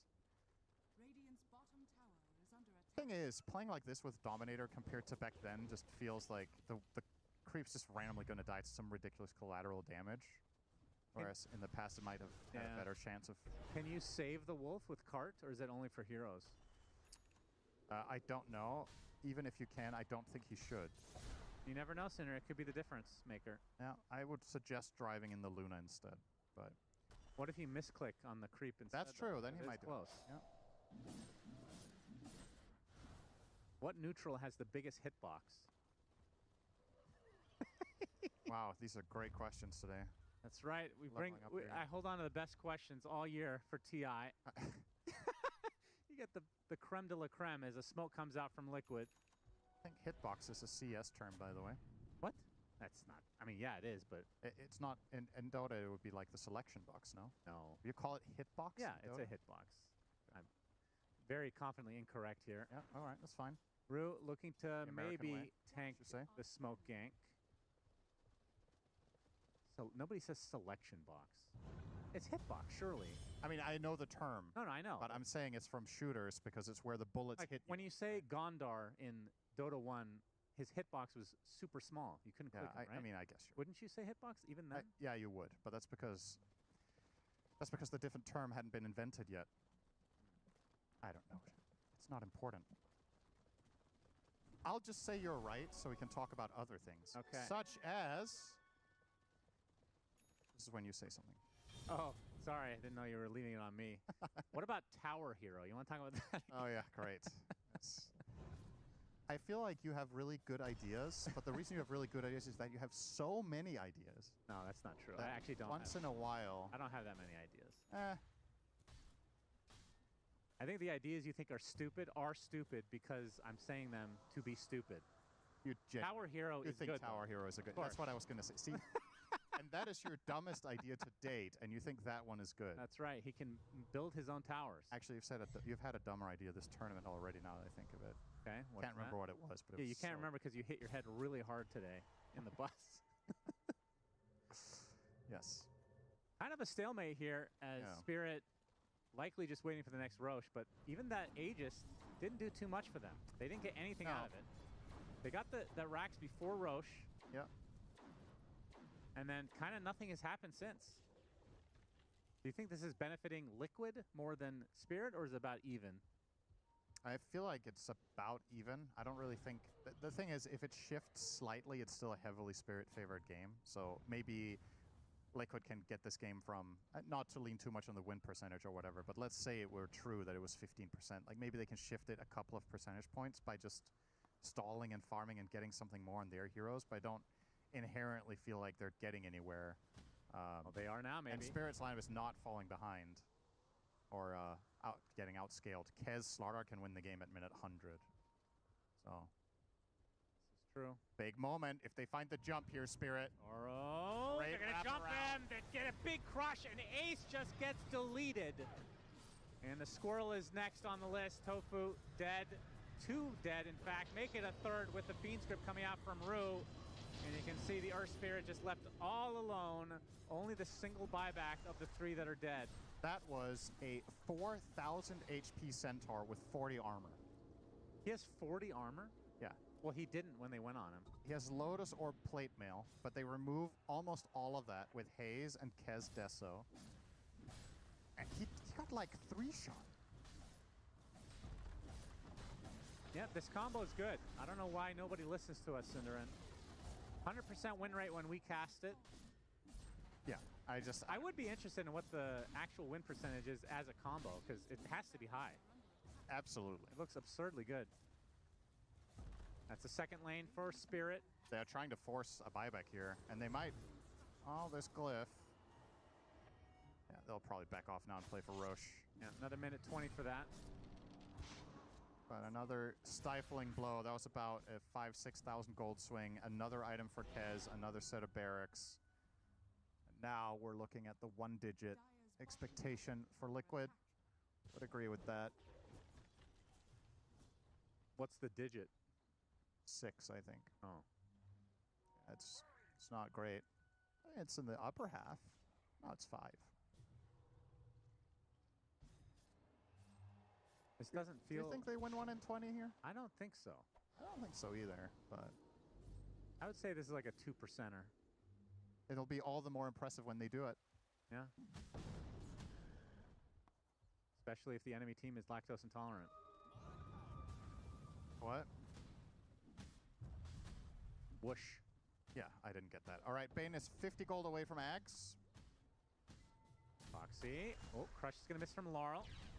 There's the Fiend's Gate hitting 2 into the beautiful shackle as Laurel is there to help clean up. Raptor Dance deletes both supports. They both do have buyback, but Roche is about to spawn, and that, in theory, should be a free... I mean, I say in theory, Liquid, I think, have to contest this. There's no way you can give up this Roche. Yeah, you have to buy back non-fight, I think. I would agree. That was funny to see. Not Me blinked in and got a 2-hero shackle shot, but got stuck in the tree. So he hit the really nice shackle, but then he missed the power shot on the tree he was standing next to to get out again. Sometimes, man. Oh, well, hello, Roche. Goodbye, Roche. Aegis Cheese and Banner. Now the Ags on Bane, the BKB on Windrangers. There should be some very reliable shackles now from Not Me as well. I mean, surely at this point now it's a formality. Now you just get in there, jump somebody, burst them with Kez Slargar, and play the fight out. Just keep Bane in the back line, wait for Luna to come in, go for the grip. If Tusk is at all accounted for, the fight is over if Bane gets gripped, or if Luna gets gripped, so. Gotta play it perfectly now for Liquid, and even that might not be enough. Need a little bit of luck on your side and a slip-up. Spirit, Smoke, trying to take matters into their own hands. Doing this while showing Earth Spirit top. To try to make this less obvious. See how long Tormentor lasts. All right. Exciting fight for the Tormentor. Okay. The Tormentor did lose this time. Will come back stronger. Not really. Like all the social media posts of teams that get knocked out of tournaments.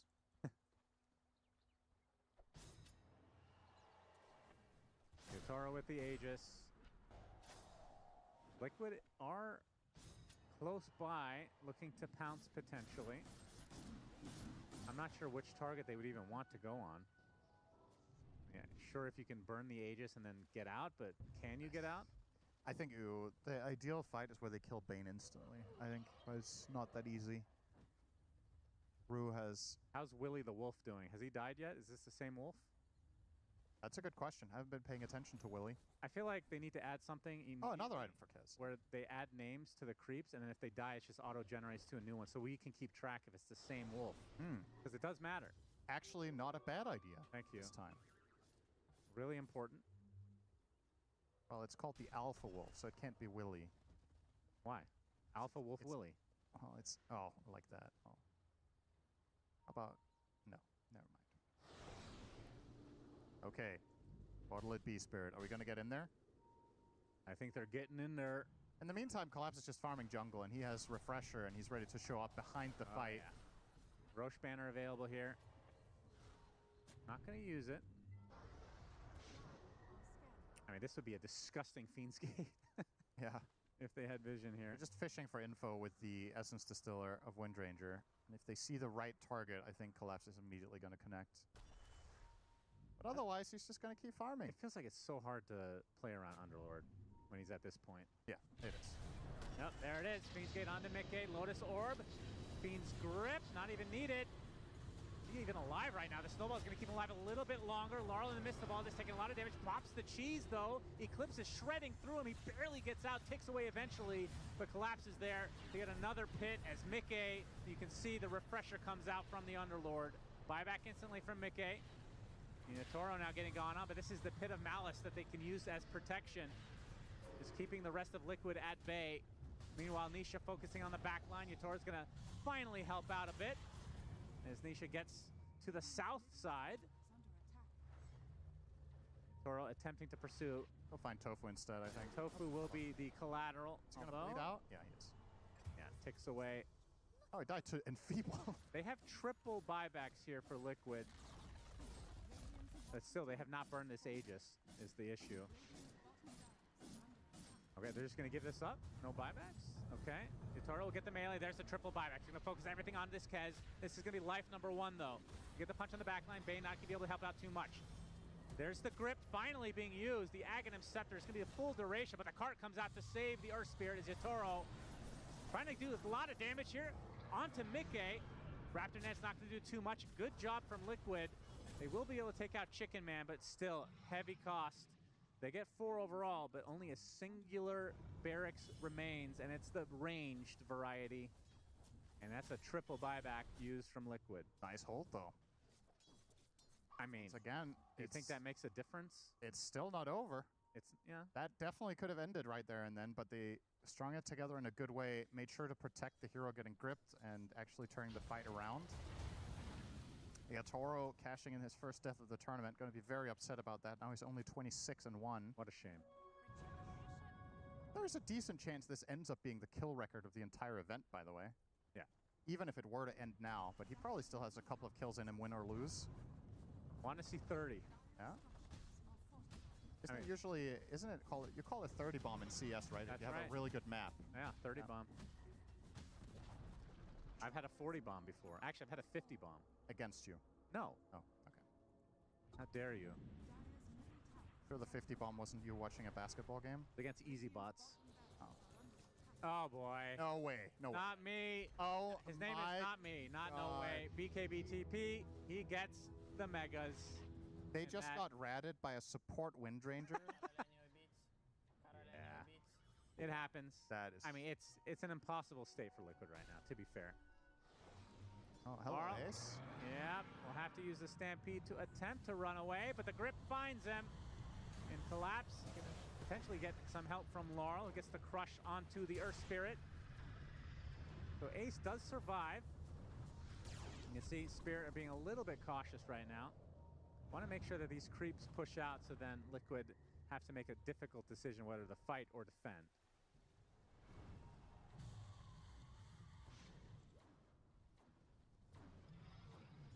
Collapse sticking around pretty long time. He's going to get blown up as a result. It's 100 seconds as well. Okay. No buyback. Well, once again, they do have Megas against them, so all Spirit need to do is just not die.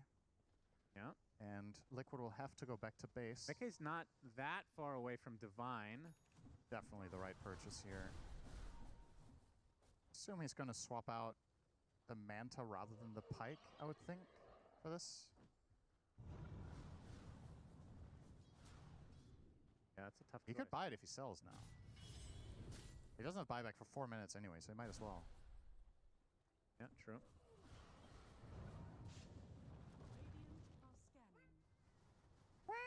How many Mega Creep comebacks have you seen on this patch? Like, by this patch, I mean...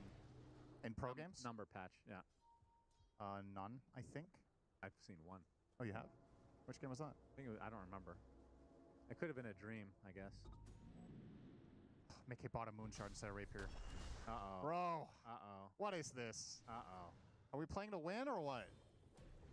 Are we playing to survive? That's not... I mean, that doesn't help you survive either, though. That's actually true. I mean, surely he's still queuing up the Rapier, right? He has to. Even... That's the thing. When you're Mega'd, the best way to win is fight. And really just all in, right? Laurel gets the crush initiation. Oh, there's the grip. BKB. They're going to play all this action out to Kez. Already half HP. Pops the BKB. There's Laurel. Trying to go on top of him, but they do have the cart coming out from Ace. He gets killed off by the Chicken Man, though. And look who's next. It is Mickey on the Luna. No buybacks. And that should be it. Nisha, the third core default. Triple kill for Yatoro. Can he get 30 with the ultra kill? He does. Disgusting display from the Chicken Man. Looking for Give him the finish Rampage to get 31 kills in a game at TI. And it is Yatoro. Beast mode enabled. Ah, yes, the classic game with a 40 KDA, 31, 1, and 9. I have to say, though, props to Liquid for making this even feel like a game in the last 20 minutes. Like, that was honestly world-class defense, but they were just so far behind that was going to be the most insurmountable situation to get your way out of. But I think that's the positive to take away here from Liquid is this game obviously didn't go according to plan, but with a better start, next game could be totally different. Absolutely. As Yatoro ends the game with 31 kills. Panel. 31 kills, maybe Team Spirit fans' new favorite number there, 31, because what a showing. And for the most part, definitely a beatdown on the side of Spirit there, because they had a phenomenal start to this game. And while Sin says, props to Liquid for being able to make the last 20 minutes feel good, that's at least 30 minutes where you're not feeling that great, Monkeys. I mean, it's so tough for Liquid to have gotten anything going for themselves with how aggressive Spirit played. Yeah, and I mean, I going back to this physical damage strat, I mean, I think a great solution to this Earth Spirit hero is having this amp damage, having this physical damage. I think a big part of what makes Earth Spirit so good is, you know, he's able to roll in, press BKB, not really worry about spells. He's able to, like, you know, poke a lot and etc. But once you're getting amp damage, the Kez is, you know, jumping you, bursting you within half a second. Doesn't really matter if you get to press BKB or, you know, Lotus Orb or any of that. So I think Spirit's draft just came together. Obviously, this was the Yatoro show. I mean, 31 kills at TI. Holy moly! Like, I can't believe we just witnessed that. But that has to be a stat of some kind. Guys, we saw a good character. We saw Satanic, but maybe. Is this the new rising star KD? Yatoro with one of the highest KDs I think we've ever seen in pretty much any event. And just the Kez performance, I think he is one of those guys that knows how to play this hero to pretty much the extreme levels, does the damage. And kind of like you were saying, physical damage looks pretty good. It scales in a lot of these heroes. It feels like there's a lot of raw health being bought and picked up by these heroes. And that kind of counters the magic damage because it doesn't really scale into it. But physical damage is always going to beat raw health at the end of the game. Yeah, absolutely. I mean, the way that they played it from the start, just pedal to the metal pretty much, making sure that Liquid, known to be a very aggressive, very early game-oriented team, didn't get the chance to play it. But again, the reason why we talked about both of these teams being like super resilient, like we could see it in this game, Team Liquid, I think a lot of the teams would crumble under this pressure, especially with the start that the Team Spirit did have. I think this could potentially be like a 20-minute GG from some of the teams, but Team Liquid, they managed to push it for another like good half an hour, and also showing that there's always something to play for, especially at the highest caliber. And Liquid, like I think this Luna, even though it didn't really look that great at the early stages, in the later portions of the game, she did look insanely good. Like you see a couple of times that they were trying to like kill Kez, he's holding onto Aegis, she blinks in, and then they kill him again, use the Stampede, try to run away when he's using the Raptor Dance, and then try to kite him. Outside of Spirit playing with that aggression and what their lineup can do, I have the question of, is there anything Liquid could have done to stop that a bit more? Is there maybe potentially a hero that could have been different, maybe positioning slightly different, drawing help or bringing numbers somewhere else? Or do you think that it really was just written that you always had to weather the early game storm of Spirit? I think that their draft was for the most part fine. Luna's one of those heroes that's on the weaker side of carries, I would say, but it's not weird of a pick. It's definitely still like, oh, that hero's like, okay, I understand where they're picking it. So I would say this isn't so much of a draft issue. I think if we run this back, 10 times, I wouldn't expect this result to happen every time. I'd expect it to be like 50, only 8 out of 10. only 8 or 9 out of 10. But I'd expect it to be pretty close between the two teams. Maybe they do change that Luna. Maybe they try to pick him earlier, carry, just so they can secure one of the broken heroes. But I think Team Spirit just kind of showed up. Right? I think they just played good rather than just having the excuse of like, oh, we got outdrafted. Oh, we didn't pick the right hero. I think it was just purely Team Spirit's like, we're playing better in this game, number one. I mean, when you get a carry that is 31, 1, and 9, like, we keep bringing this number up, but it truly is outstanding, especially because the game didn't go past 60 minutes. I think that that's like that extra little bit of caveat I want to add to it. We've had tournaments where there is a lot of kill numbers. Whilst it's not that common, it does occur. But to do it at essentially a 50-minute game cost and to have 31 kills, that's where you go, holy heck. Yeah, this wasn't like extra 20 minutes maybe that you're playing, but I think this might be the record at TI. You're saying he wasn't stat padding. They were guys, give me a little extra time, let me get some more kills. He was just. I think it's tied for first. So if he had gotten one more kill, he would have been first, but 31 is tied for first at TI. So close. I believe Sumail has it. Yes. I believe he tried to dethrone the king, but you know, the punks, they're never satisfied. And, punk? Yatora's a punk now? Or is Avril Lavigne punk rocker out here? Old school beam. It's old school. It's a Sumail quote. Okay, I was like, what? Way time. before my time, apparently. I thought before yours. You're such a younging. I'm old. Apparently. I'm old and washed compared to these guys. He's old for Dota players. But it's because he's NA. Yeah. Obviously. Yeah. Us NA, we age faster than the rest of the world. I'd believe it.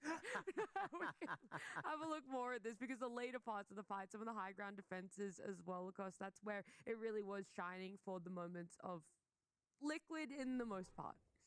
Yeah, if you could say that there was a shining moment. But the way it started was pretty much where Yatoro, he joins early on in some of these fights, and you can see the amplified damage. Also, them understanding, you see the power shot coming up from the Wind Ranger, not me. He's like, yeah, I don't want to be going for the one kill. They want to be getting more, and this seems kind of like deja vu happening. Yatoro, again, finding the right angle, knowing that they can actually invade because they managed to kill the tower, and he doesn't feel too safe behind it. And if we look at some of the timings that he did have, there's a literally night and day difference in this one. 16 minutes in, you have Treads, Mage Slayer, Deso on Kez, which again might be another record because you can't just give it to him anyway. Don't say mine. This new record broken. It's just way too much farm that he's getting compared to Luna, who is sitting at Mask of Madness and Yasha at the time, which really isn't that much. Like in terms of last hits, Mike, he even has more, but because Luna,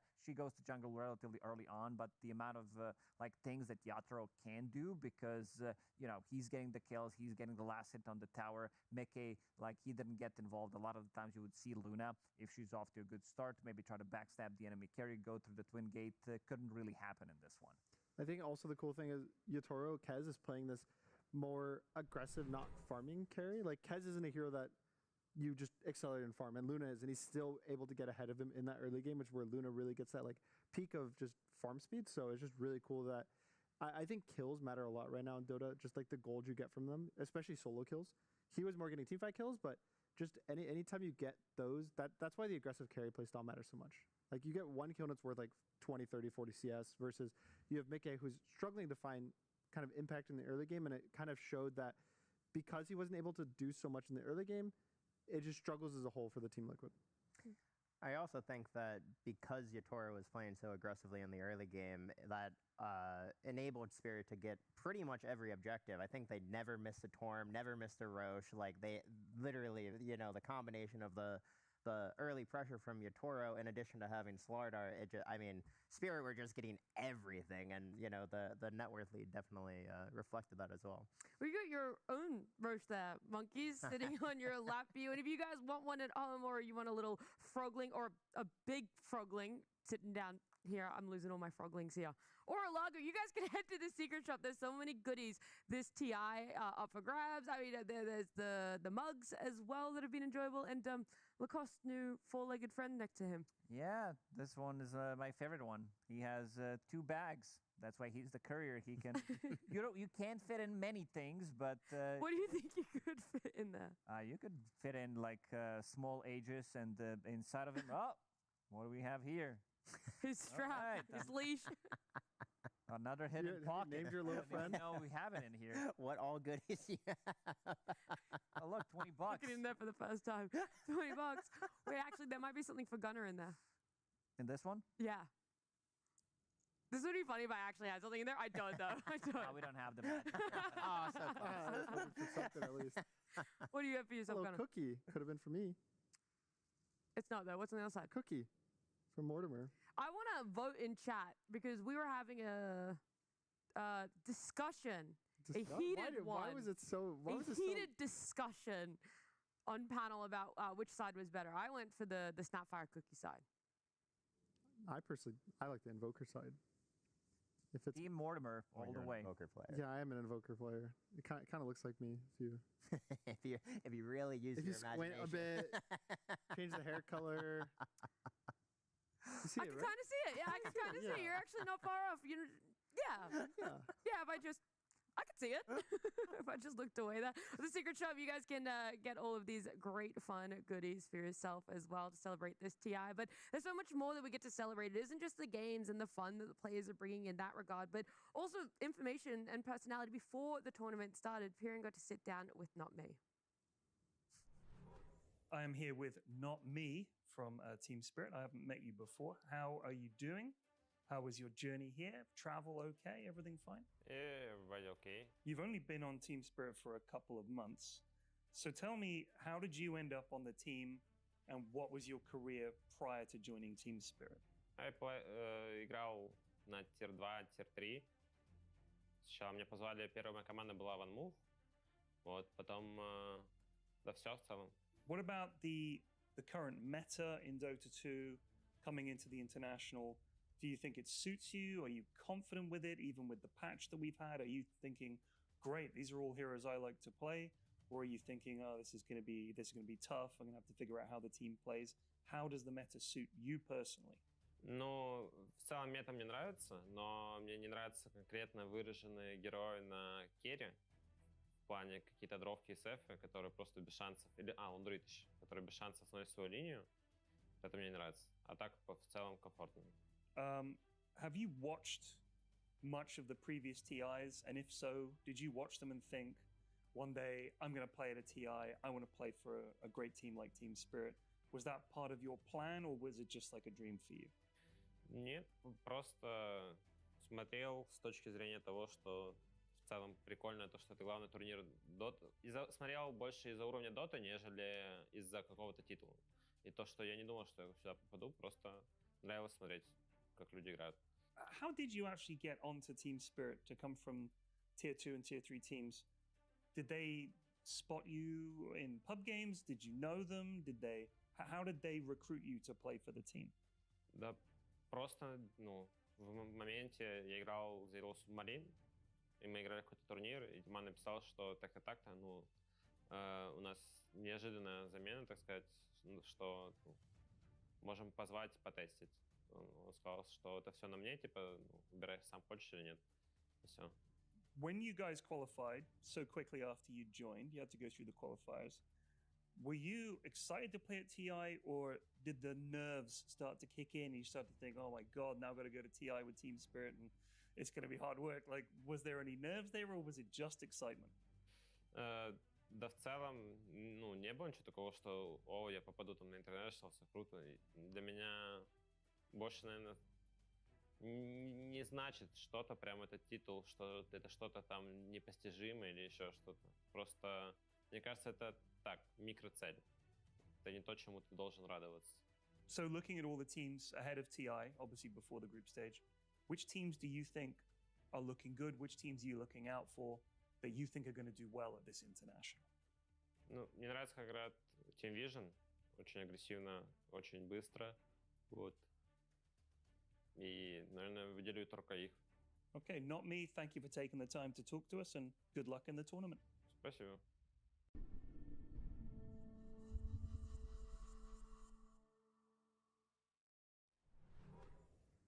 It is always a joy to get to see where players or teams' thoughts are at before coming into TI and how it plays out in the group stage specifically, because with a modified Swiss stage, maybe they don't end up coming up against one of those teams that they coin as one of the best or the most difficult depending on how their series plays out. But Spirit right now, with the fact that they're one game up against Liquid, putting themselves in a good position, Monkeys, to maybe come up against Division, maybe knock them off of that pedestal of being the most predicted 4-0 team by the other pro players here at TI.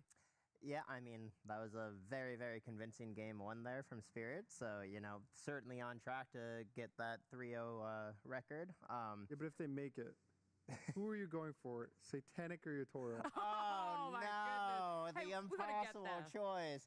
I mean, I would with the way Vision's been playing, I feel like they've been, they've just definitely been the team. We can't break them. We can't break them. Look, I'm unbreakable.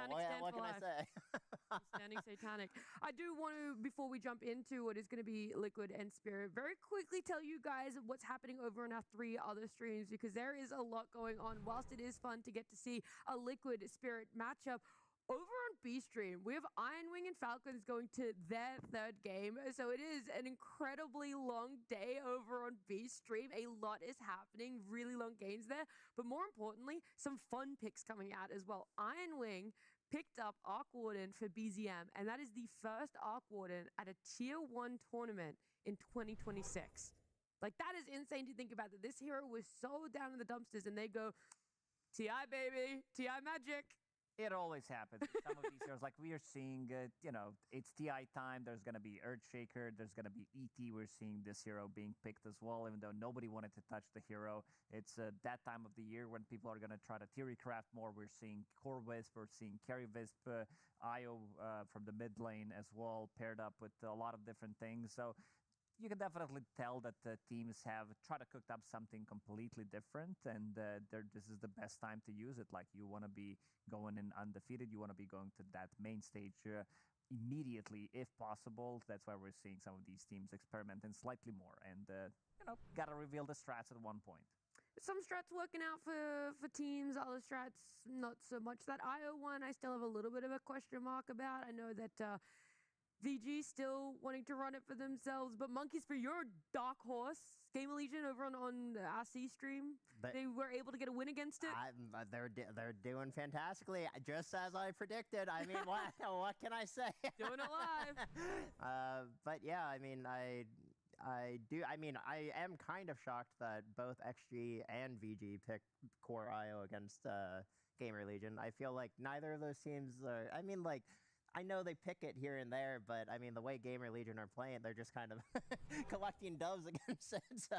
Yep, Speeds, he was very surprised. Almost speechless. Like, he was like, I don't know, like they... I thought it was a mid-IO. Mid-IO, but the place we thought they played it. I mean, sure, if Hami wants to play it, I guess. So what we're asking for Game 2 between Spirit and Liquid is, we know you guys like stability. We know that you guys want to become the first 4-0 team. Sure. A little bit of Aqua and a little bit of IO here and there. Wouldn't go astray for the A stream. Yeah, where's my fun heroes in the stream? What would be your most fun hero, Gunnar, to see? Did we not get Bounty? Ooh. I want your most fun and then your most likely fun hero to be picked. The Ricky. We did see it on the other stream, yeah. I miss my Ricky mid. I miss the sleep dart, personally, of Ricky. Okay, can we mute his microphone? Good old days. Oh, thank you. Most likely fun hero, though, for these teams, okay, what if... Yeah. The Ace Meepo. Okay, I don't think that's a non-zero chance. Yep. Maybe not a full 1%, but it's non-zero. It's between there, right? Somewhere between 0 and 1%. That would be really cool, though. That would be very cool. Very fun, very cool as well. What we're not going to be seeing is Drow Ranger, Bane, Undying, Lone Druid, Lina, or Treant there. So, yeah, some of the heroes that haven't really been picked so far, I feel like they have a place in this meta. I feel like there is a way to pick potentially Scarlet Mage as a position 4. I think Disruptor, like even Faceless Void hasn't been picked. Lich, a hero that... I'm surprised about Lich. Lich, like, dominated a couple of tournaments as well. Like even like recently in pubs, like people are still picking him. Yeah, my incredibly high level MMR Yeah, pubs, like I'm sure it's a hero that you have success with, right? I actually do. Yeah, and so if you can have success with, I would expect that these... Lower MMR, yeah. Sorry. Would be able to pull it off, and I'm just surprised because I think he did get a couple nerfs, but I didn't expect it to just be like, oh, all right, dropping a hero, toy's not fun anymore, let's not pick it. And here's the SF, which a lot of teams have been picking, including Vision. Vision was the main team that had a lot of success with it. I think Liquid also won their game earlier today where they first picked SF, so Liquid may be the second team that can make this first pick SF come to fruition and get the dub. The counter was Darkseer to Shadowfiend in the past couple tournaments when Shadowfiend was in this pool of being like first picked overall every single game or banned. It was Shadowfiend and Darkseer every single game. it started to fall off a bit because I think people started valuing Shadow Fiend less. So it's like, we're not just going to always get the Darkseer here, but it does a lot of things. First off, the laning stage, Darkseer can cut very reliably and not lane into this like Imba hero that just crushes every lane. And then B, when you make an illusion of him, you steal his aura. So you get that minus armor that just to counteract the Shadow Fiend gives you just a nice team fight. And I think the best part is you just win the team fights versus him. Yes. Like you surge away, you can kite out his BKB, and Shadow Fiend's one of the carries that depends on BKB the most out of all of them. Like you think of the other range carries, they can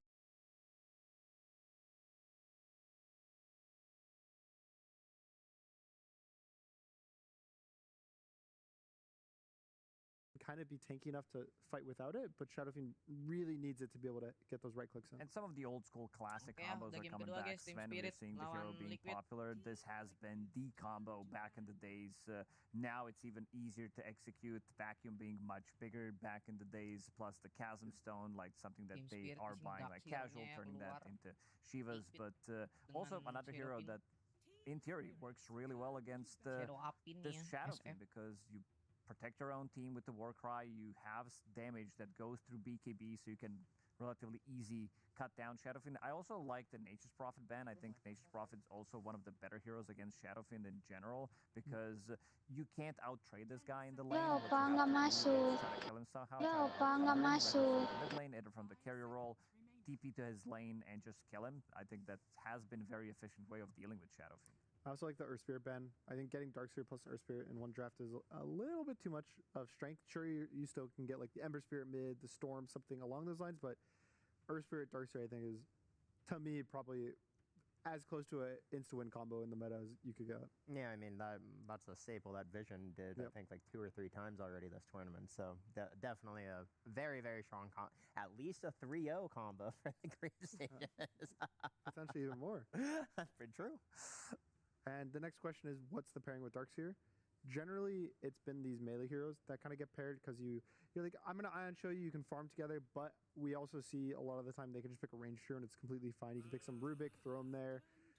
So it kind of ends up just being what the support wants. I think that Darkseers have, especially with the Helm Dom build, you don't need this melee support. At least you want it from the mid lane, but support's pretty open pool. Well, and as you said earlier about Darkseer is one of these heroes that can cut waves and opens up that pause 4 hero to really just be whatever Boxy wants to be, you know, like if he wants to roam, if he wants to, you know, go for a more aggressive style, Darkseer kind of opens up that avenue for him.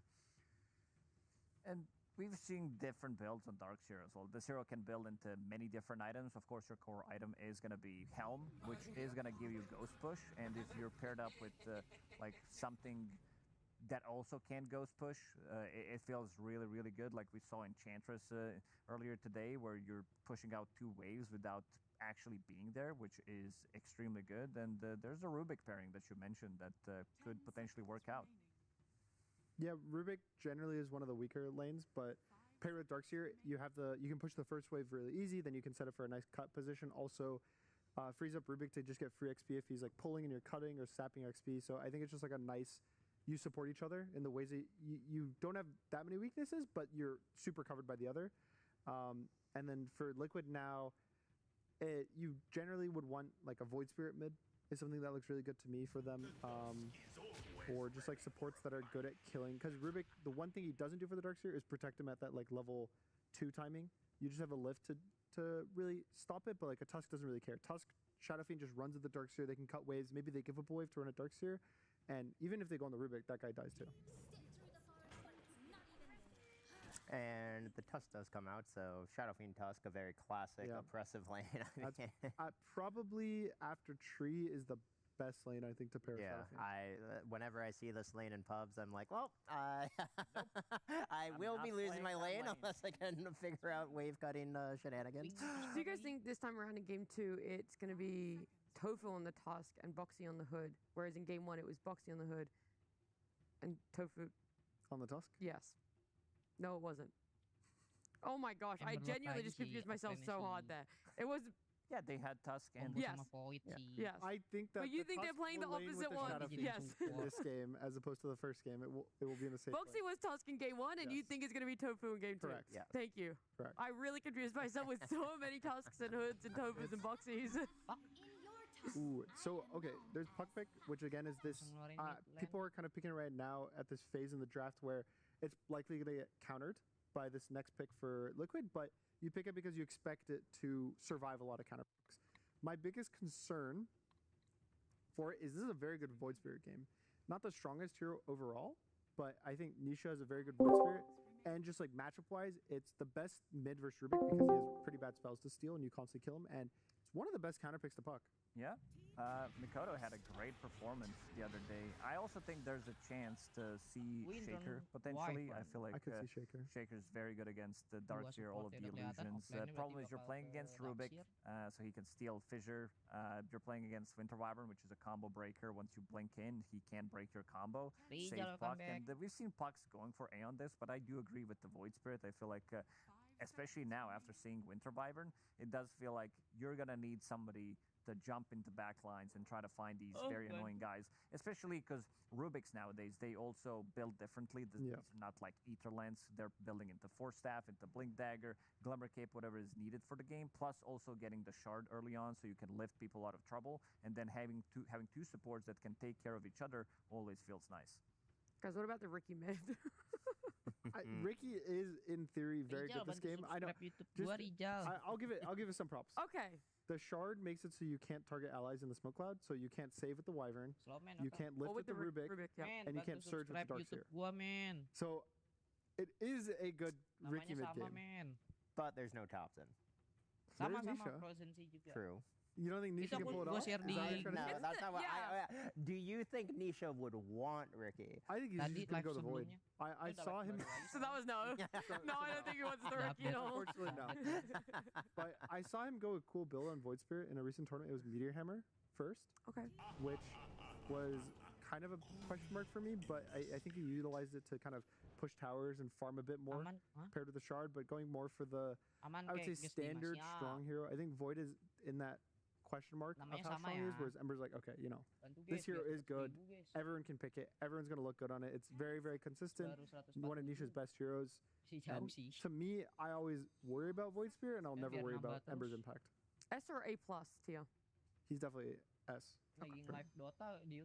He's one of the most picked heroes overall, I want to say, of the year. I think he's like top 3 or top 4 most picked, just because of how consistent he is. He's right above Pango, and Pango's been that kind of annoying hero that's in every single draft because of how consistent he is. So if Ember Spirit's beating him in games picked, it's kind of just a point of how stable he is. And in this game, you get the Vessel buyer as well for the Winter Wyvern, so it has a lot of nice matchups. I think it pairs well with both the support duo, because you have Hoodwink for follow-up on the chains, you have Tusk for follow-up damage. Also, the Puck doesn't scale that well into the Ember anymore. Now that you don't have the BKB piercing coil talent, you can just buy BKB on Ember, and late game is pretty easy to maneuver. How are you feeling about these drafts cost right now? How's it playing out? I kind of like some of the adjustments that Liquid did make. There's also going to be quite a lot of team fight coming out from Spirit with the Curse, Vacuum on top of that, Coil, a lot of things to set things up. You have ways of breaking the Coil with the Vacuum, with the Lift. So a lot of these like cheap abilities that can put quite a lot of pressure on a hero like Ember Spirit. They do have one save, but I feel like even though in the first game, I don't think anything was wrong with Liquid's draft in a way. It's just that their lineup didn't really work out really well against how they played. Maybe a little bit of a misplay, but also how strong Team Spirit drafted. And I'm a big fan of this Night Stalker ban. I feel like this hero could make a lot of things happen. It counters pretty much all cores. Resilience, that's 2 pretty supports. Cool. Darkseid not as much because of the surge, but he would cause quite a lot of issues for the whole squad. I think I have Centaur still in the pool. It is. Which is pretty good versus most of the heroes. You get a stun versus the Puck. Lanes well with the Hoodwink if it ends up being that position for Hoodwink. There's nothing else that particularly kind of jumps out to me. Axe feels a bit bad into the Wyvern because you can just freeze the guy you call and you do no damage. So I would like something with a stun. I think like they have roots and some random stuff here and there for the Puck, but like having another hero that just like goes in, presses a spell, locks this Puck down. You don't like Slaughter more over the Centaur, or you think that's much of a muchness? I mean, personally, I do like Slaughter a lot, especially with the SF. Again, it kind of goes into that physical damage lineup. I mean, you have the Tusk as well with the tag team amp damage. but it will be a Tide. Kind of rounds out their team with team fight. Minus armor, and it's AoE with Ags. Also true. So they do buy that minus armor hero into their draft. It potentially maybe is countering more heroes that they're worried about. Maybe some random illusion heroes they're worried about their draft. Some PL, some Naga. So you have something a bit better versus that compared to like a Slardar. But since Yutoro does have the final pick in the draft, it's kind of do whatever he wants. I think Tide is also just like one of the better offlaners against Rubik because you can always protect your spells with your W, Kraken Shell. You can, Ravage instantly, Kraken Shell, and, you're really not giving anything valuable away. Like, whereas maybe like Centaur, Underlord, Rubik loves getting these stuns and, I'd be okay with some Faceless Wood here. Maybe even Tiny, if Tiny's not banned, because he builds into Silver Edge. Sven's also fine. I think they have a couple of really good options on side of Sphere. Oh my gosh, they do this so often. The amount of times I've seen Spirit. It's a statement. Yeah. Traditionally very good laner against Tidehunter. You can also build into Silver Edge as well, but same amount of team fight. Also this lane, because you're going to be playing with Wyvern, Luna. Maybe at the early levels, she's really not the strongest because you might need some extra bit of a regen, and Wyvern's going to be able to take care of that. So I feel like this lane definitely won by Team Spirit just by having these two heroes. I like the Luna. I like it in the game, but I worry that whatever happened in the first game is going to happen to Team Spirit this game with the Luna. I really like how Liquid's draft is overall. I like the Tidehunter with the Shadow Fiend as a combo. I like the support duo again. The Ember feels a bit better to me. If Team Spirit's going to win, it's going to be a lot on Laurel on the puck to do some crazy work and picking stuff off. But how are you killing a Tide? How are you killing an Ember?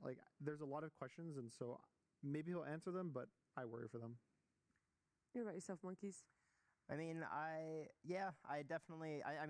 I've been saying, I really do like these physical damage lineups. It makes objectives really easy. I mean, Shadow Fiend, it's been this hero that if the team knows how to play it, they are able to, be very aggressive. They are able to, run around the map and, create or open up towers, take objectives, etc. So, I think Liquid is one of the few teams that is making this first pick SF work a lot. So I like their draft a lot more this game. I think it makes a lot of sense. Much more even game potentially on our hands, Lacoste. Oh, absolutely. I also think that the support duo, this Wyvern plus Rubik with the puck, doesn't feel as strong compared to Liquids, what they can bring with the Ember Spirit, with the Hoodwink and Tusk. These are heroes that are going to be bringing in the damage. So it might be make or break these 6-7 minute rotations that are going to be happening in the mid lane. All righty, we'll see if it's going to come back to bite Spirit in the bum the way that they want to be able to win with a Lunar after just beating a Lunar here. But either way, let's get into our game number 2 of this best of 3 with Sunsfan and Sidran. Thank you so much. Good job, Nat. You did it correctly. You hesitated to make sure that you did not make a mistake in the order of our names. We appreciate that. Cinderin does as well. He likes being second. I'm so happy. He likes being bottom, as we know. Spirit versus Liquid, game number 2. Is this going to be a different story for Liquid, Cinderman? I think so. I mean, okay, regardless of whether Liquid end up winning this game or not, I have a hard time seeing them fall into the same position as they did in the previous game where Spirit kind of just ran the entire map in the mid-game. I think it's way harder to execute with the type of lineup Spirit has this time. So effectively, there's a couple of things the panel talked about that I agree with a lot. For example, the support duo, running Rubik plus Wyvern, I think is maybe a little bit too much of the same. A lot of the time, when we have active pro players talk about this as well, they like when you have one melee support and one range support, for example, which is the case for Liquid in this game with Tusk and Hoodwink, because the archetype of heroes and what they bring to the table, there is some pretty, even though they're very different in their kits, there's some overlap to the approach to fights that Rubik and Wyvern take, right? They're taking the backline position, they're waiting to counterplay mostly, is what both these heroes do. So what does that mean? That means that Puck, essentially, in this lineup, has to initiate almost everything, because your offlaner is a Darkseer, not some sort of blink stunner that's going to give you the fight that you want, and your carry is Luna, who doesn't go in first. So I think if Laurel has a bad game, or has a slow start because he gets ganked, I genuinely think Spirit are going to do almost nothing offensively, and As a result, Liquid will not be pressured like they were in game number 1. Right. So a potential reversal of fortunes here in game number 2. It would be ironic if the same thing happened to the other team and they also last picked Luna in the same fashion. I mean, what do you think about that pick, though? Because Acorn Shot doing a decent amount to Rue. I think it's to be a bit careful. It's a better Luna game than the last game, in my opinion. Now, let me ask you this. Forget about how good this is more important. Okay. If it wasn't picked in game 1, would it be picked now? As Mickey gets the first blood onto Not Me, Boxy going around the trees, Collapse will get that kill. But first blood going to the SF, a big deal for Liquid. Yep. Would they have picked Luna if it wasn't picked in game 1? Yeah, how much of this is ego, Cinderin? Not much, honestly, I think. They were looking at the options that they had. The panel was talking about some of the picks you could pick against Tide. The problem is that all of the ones they were proposing are really bad against Anchor Smash. So until you get Silver Edge, heroes like Sven and Tiny just give Tide a completely free lane.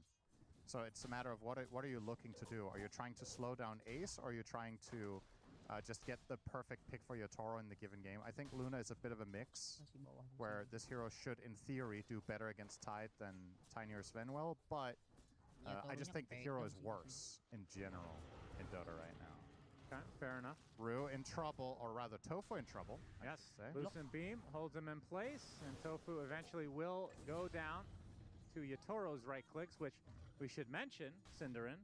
You can do it if you'd like. His right clicks? Oh, the record? There you go. Good boy. That's a good boy. Yeah, last game, Yatoro tied the all-time TI record for most kills in a single game. The record until that point was from Sumail on Tiny. He had 31 kills in that game and lost. Very iconic game in TI history, actually. It's one of the most memorable TI moments of all time for me. It was against OG, and because of a communication error, Sumail tossed in Arteezy's gyro in the enemy base, and they ended up losing. They were super far ahead, if I remember correctly, ended up having a bad dive, and the rest is history. That must have been, was it TI 8 or TI 9? It was one of the two, OG 1, I believe. Oh, really? I think so. So, yeah, things could have been different. That's what makes moments. So a tied record and a win this time. Yep. So Yatoro in the record books. Also, a little detail about this bottom lane that could come into play, by the way, is Arctic Burn has been changed some months back. The old Arctic Burn, you could apply once unless you had Ags. Then it lasted longer. But the new Arctic Burn can be reapplied. And the reason that matters in this lane is that if you Kraken Shell it off, the next attack of Wyvern will apply it again. And that means that this lane actually is a lot better for Wyvern than it used to be. In the past, every time Tide would proc Kraken, you just do no damage anymore. Yeah. But now you can just keep hitting him non-stop the entire Arctic Burn. You're going to be seeing Rue maxing this. He's probably going to go 3-1-1. And every time this Arctic Burn is ready, they are going to be pressuring Ace. This is why he's taken 2 points in Kraken Shell and not even skilled Anchor Smash, which is actually very unusual for Tide in lane. It's just not good in this lane. Tofu needs to trouble. Gets the bushwhack off. He is overplaying a bit in this lane. A lot of damage on the way out, but yeah, does fall nonetheless. You've got to be careful. Tide is not going to be able to help you at all. Hoodwink has to play a more defensive position here. He already did his job of blocking the small camp with a sentry, so I think he doesn't even need to... Collapse. Shadow Raises are ripping him a new one. Has to exit completely with a TP. He will.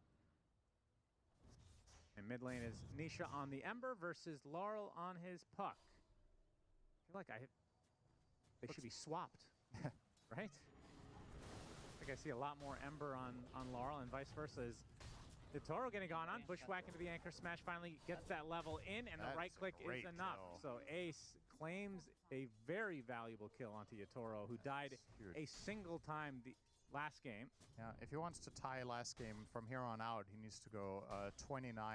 That's right. Luna not generally the hero that does that. Never know. Yatoro's done crazy things. Yes. I mean, would you consider him the best carry of all time? Probably, if I had to pick one. I think so. And what about best player, Cinderin? Oh, are we going down this road now? Probably not. It's all, whenever you have... You're going to say yourself. No, it's like whenever you have discussions like this, it's always, what are you comparing them to? Because it's different eras, right? Collapse. Ooh, nice cold embrace, keeping him alive. As Boxy now on the retreat. Couldn't finish the job. Was close. trying to deny himself to these Ancients, desperately wants to die to the creeps, but will die to the Wyvern instead.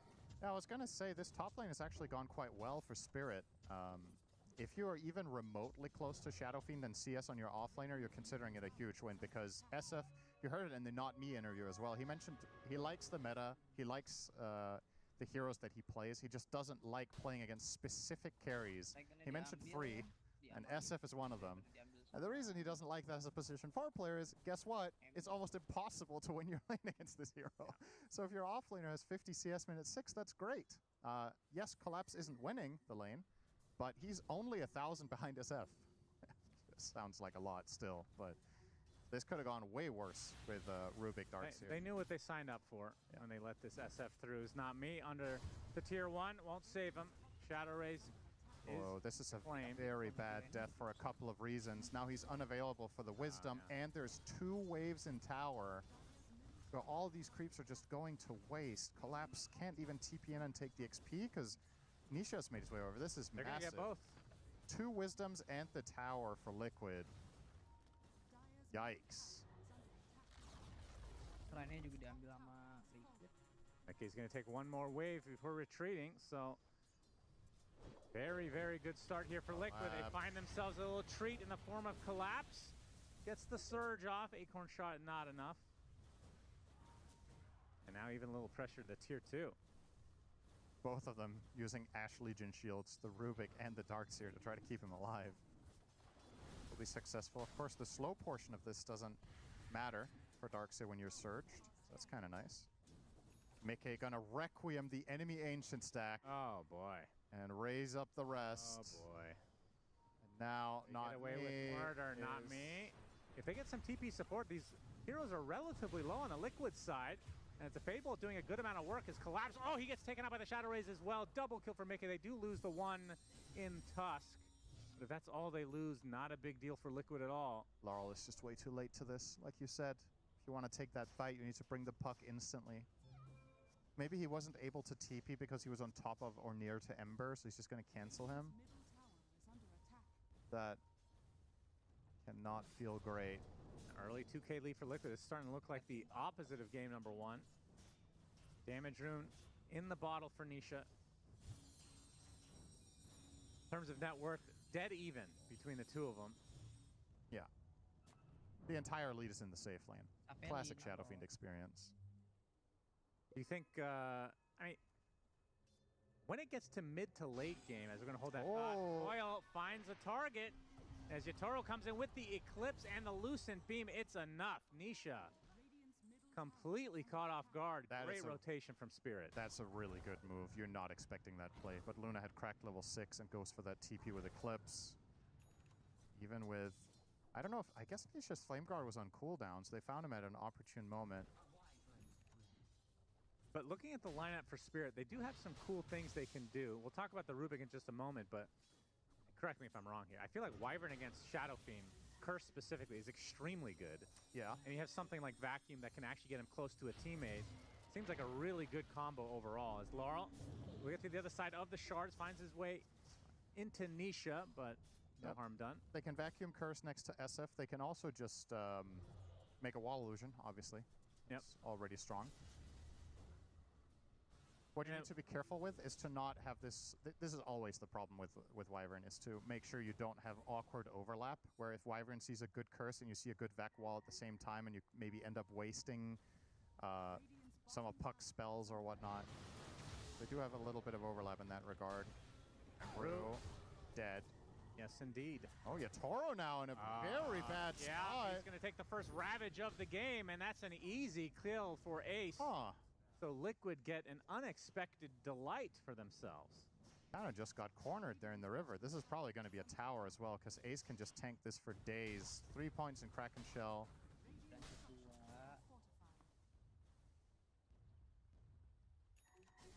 So you talked about the supports being maybe not prototypical what a team would generally want in terms of like archetypes and whatnot. Talk to me specifically about Rubik and what he offers in terms of spell steal or whatever he can do in the mid to late game. Because it feels like every game is going mid to late. I mean, I'll be honest, I don't really understand why they picked the hero. So I would be curious to hear that from themselves if we could. Because when they picked it, there wasn't anything inherently obvious you're picking it against. I don't think the hero is particularly great against Shadow Fiend. Yeah, you can maybe get a clutch Requiem steal, but that is still not an easy ability to use yourself. I mean, how many souls do you get for... I think you have max always. Oh, you do? As Rubik, yeah, I'm pretty sure. As Darkseer, gets sniped out by Tofu, getting some revenge after his feed session in game number 1. And also... Liquid with a 4K lead already. I mean, Rubik Darkseer is an okay lane, but it's not like a wow kind of lane that's just going to blow you away. But the usual Darkseer combos that can win lanes, like Spirit Breaker, or we saw Bounty Hunter earlier today from Vision, are just not going to win against Shadow Fiend. So, I mean, you kind of just have to accept that you're going to lose the lane, but Rubik just doesn't strike me as a strong enough laner, and when you pick it that early, the enemy team is always in control of what spell steals you get access to. There's not a single like S-tier spell to steal in this game in my eyes. Maybe Snowball. Ravage is too easy to protect now that Kraken Shell has an active ability. Yep, true. But he might forget Cinderin. There's the first curse of the game from Rue. Buys him a little bit of time, but they will find him anyway. Yep. And Liquid just rolling over Spirit here. It's the Luna curse. We knew it. Telekinesis finds Tofu, though. They will get something. That is such an early Yashakaya, by the way. 12 minutes for Mickey.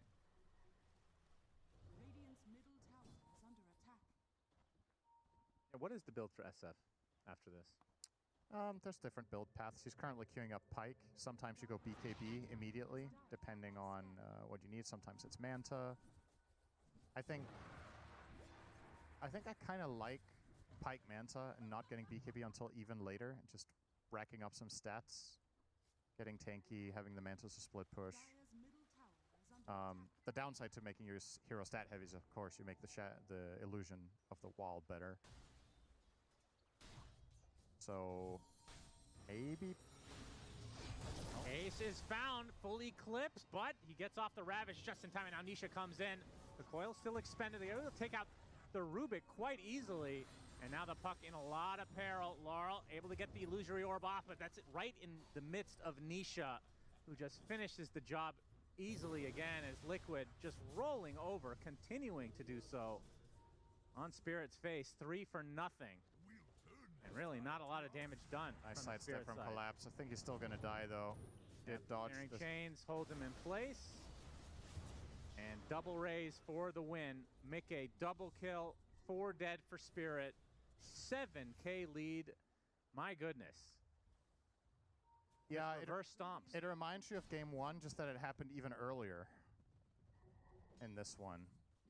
In the last game, it felt like Kez Slaughter at least needed to get off the ground first. In this one, the Shadow Fiend just wins from minute 0 in the lane. Tide has a good time overall.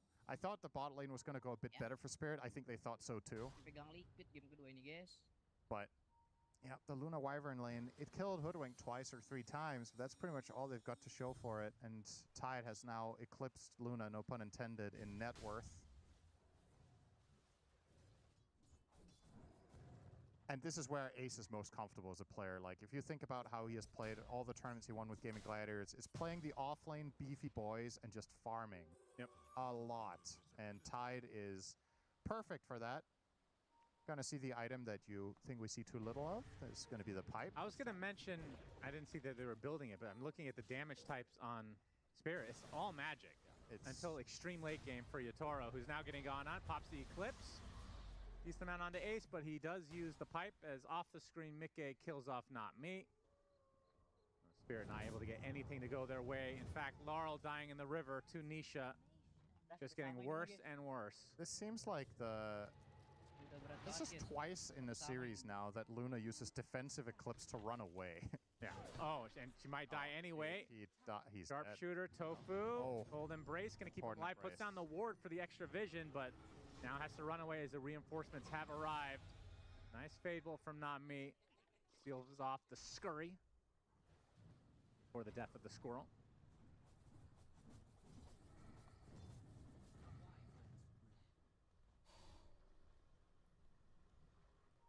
Not much to write home about, though, for Spirit. No. Yeah, this is definitely where we like to see Ace just getting very farmed on any offlaner, really. But Feels like... Yeah, go ahead. No, go ahead, please. After you. I was going to say that the damage type concern is the biggest one here.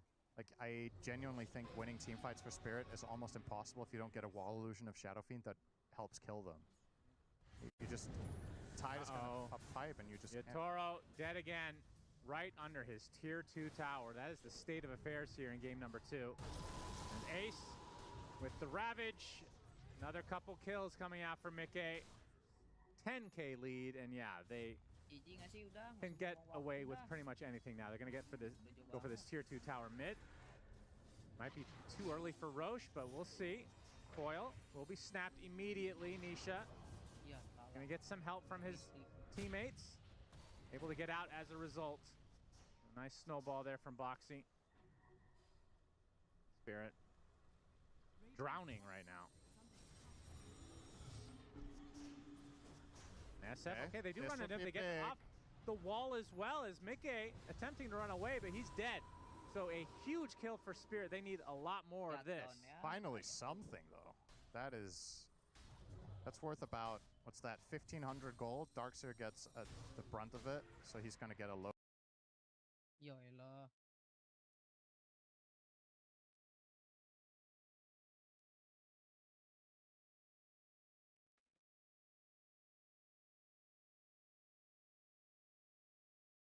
KDA record in a series now. Could have had a chance at that one. Yeah, true. But, Through. Does get off the cold embrace. About to die, maybe. That's a close one. Never mind. Had enough stick charges to survive the urn.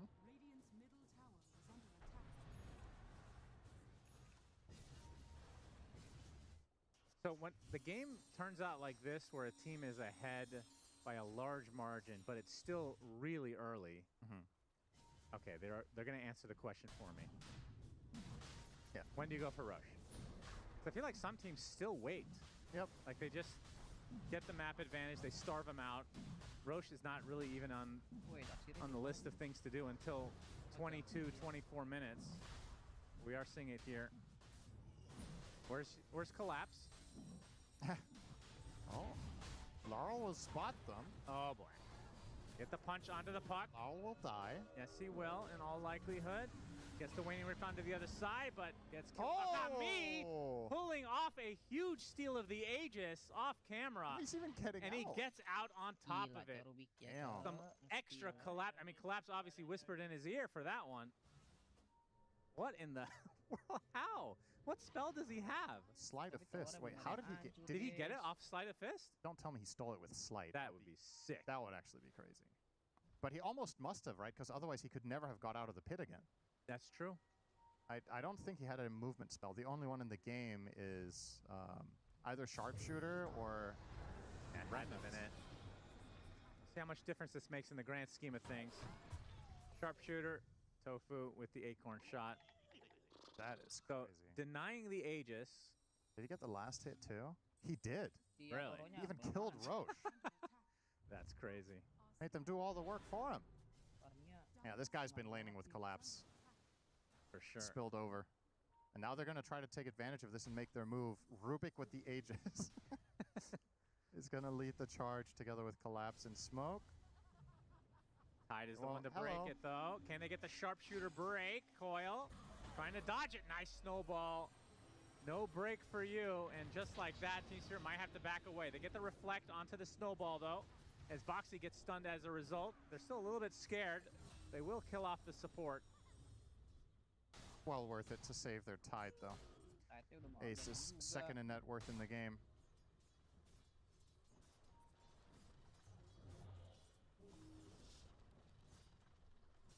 So, taking this Aegis away, how much does that change in the grand scheme of things? Does this buy you time as Spirit? I mean, definitely. Liquid might have gone for tier 2s, right? You don't think they could have gone high ground at all? I don't, still I don't three think, tier 2s. I don't think high ground was going to be played with that Aegis, but They should, even though they don't have the Aegis, I think they're still confident enough to take a Tormentor. They shouldn't be too dissuaded by it. It's an inconvenience more than anything that they don't have it.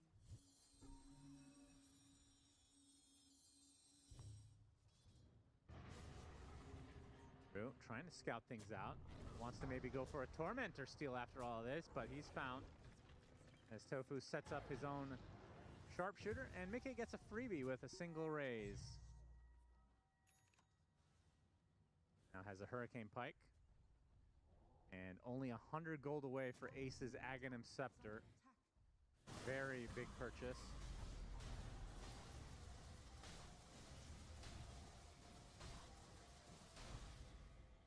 Boomerang. Not too shabby. A lot of good heroes for this. Incoming spell damage amp 20% for Shadow Fiend, Ember. Hoodwink herself, obviously, and then even Tide actually uses it quite well, especially when he gets the AoE Gush coming his way just now. It's a nice timing for Ace too. You want to get the Ags around the time you hit level 15 on Tide, because that way you have the 2 Gush talents. This is an incredibly strong timing for the hero. Super oppressive spell. He has the mana to play with it. And of course, as the panel talked about, good friends to use the minus armor between Tusk and Shadow Fiend. This is gonna be a tall order for Spirit. And Spirit's biggest problem is going to remain damage for the next 10-15 minutes. I genuinely think they can't solve that problem with the heroes that they have.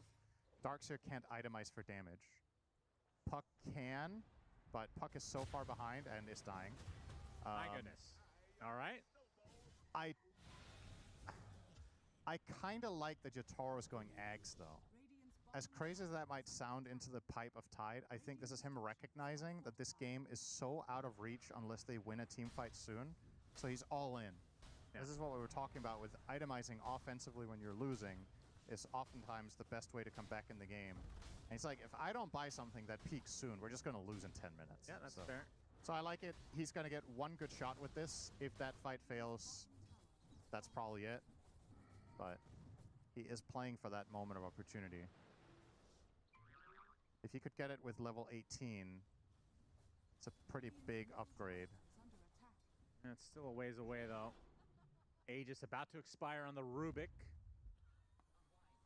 Oh, they're going to smoke.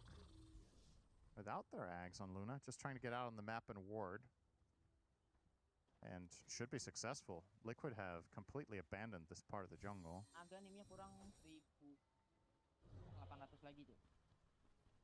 So we have a blink on Wyvern, close to having a blink on Rubik. Almost blink on Hoodwink. Blink on Tusk. There's a lot of blinks. Every support wants one. Why not? Pretty unusual. Oh, not me found. Oh, he's still remnants, though. All right. It's an anime battle for the ages. Who shall survive? Now, unfortunately, Tofu did interfere in the 1v1, so we won't count. That's a disqualification from Liquid. Yeah, so Nisha lost it.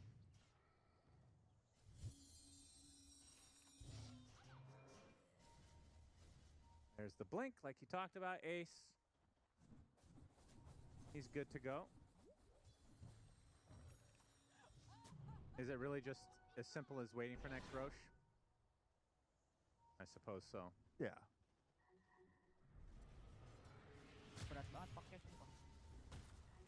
I mean, if they see an opportunity to fight outside the base, of course. But, oh, looks like Nisha does indeed. Well, didn't get the chains, though. He's going to run him down. Oh, nice dodge. Running in a straight line always works for me, too. Now, unfortunately, he will be found anyway. Sharpshooter hits the ass of the Darkseer. Laurel comes in. There's the Eclipse as well into the nice back wall onto 3 heroes, but it's only the support to die so far. And Laurel going to get surged away.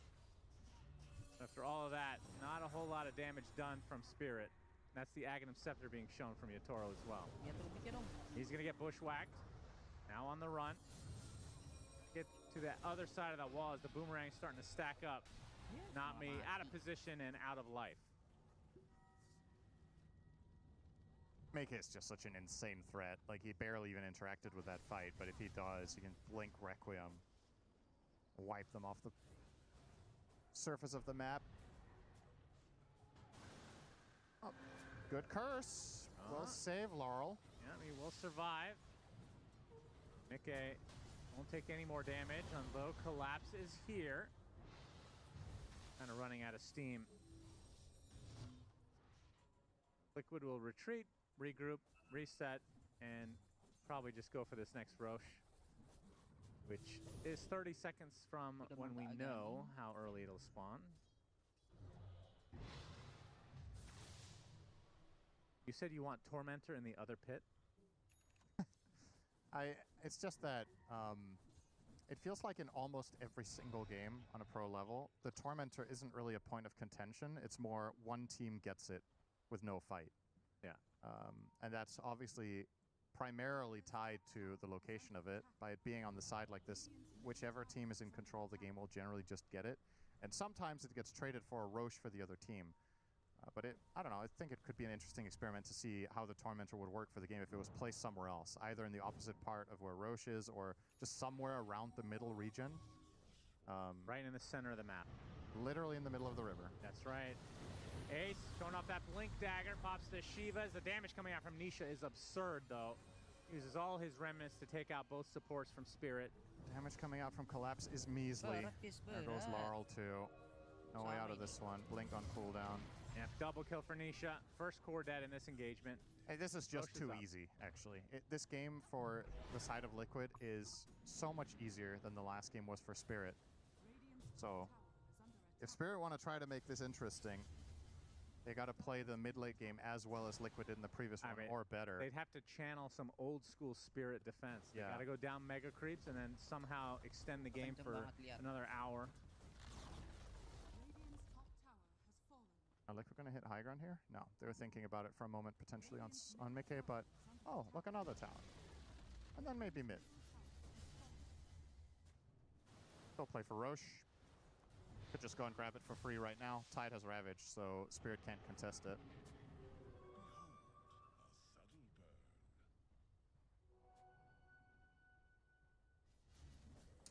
This begs the question, Shannon. Is Luna just the Elder Titan of carries?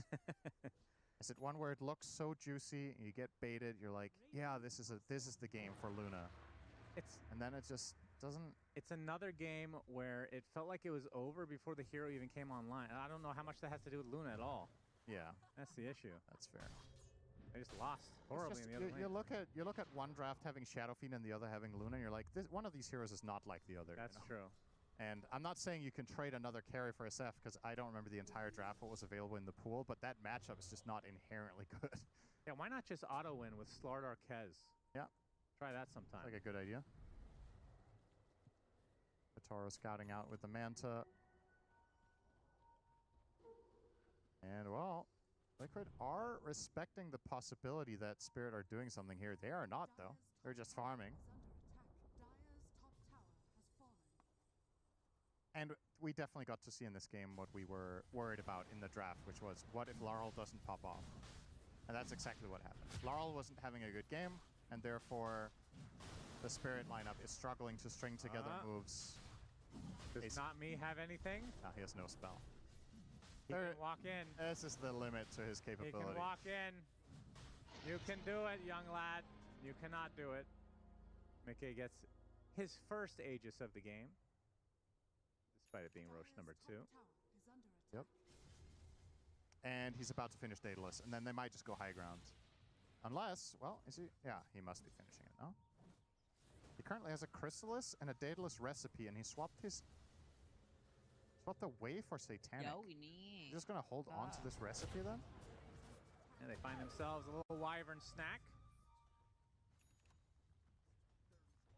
A delectable treat for Liquid.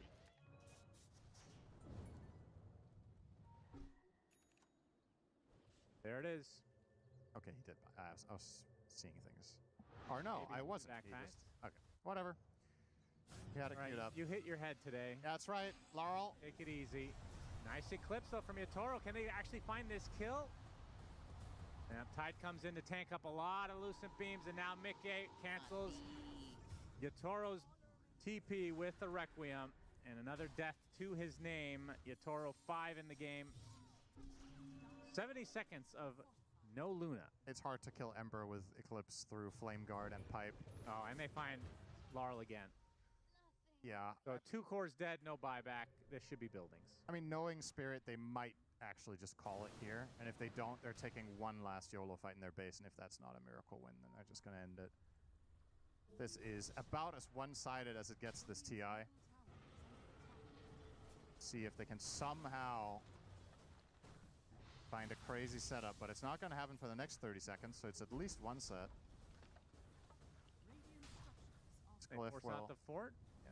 And it's the not going creeps? to wipe out the wave, though. Yeah. Is it? No. All right, one set for sure. No tier 2s up. How do you choose lanes here? Like after this, is there an optimal choice, top or bottom? You generally go bottom because it's the easier area to control as the aggressor with how you have vision and what angles there are. And I mean, at this time it's a no-brainer because you have 2 siege creeps. And all things considered equal, though. Yeah, if there was no difference between top and bottom in terms of creep waves, you'd almost always go bottom. It's faster, it's safer, it's easier to exit for the Dire. Yeah, a clean 2 lanes and out for Liquid. Spirit, they're queuing up a Butterfly on Yatoro. I don't even know if he'll have time to try to get this before Liquid go for the killing blow. Looks like they want to maybe do the Tormentor. Yeah, why not? With Tusk and SF.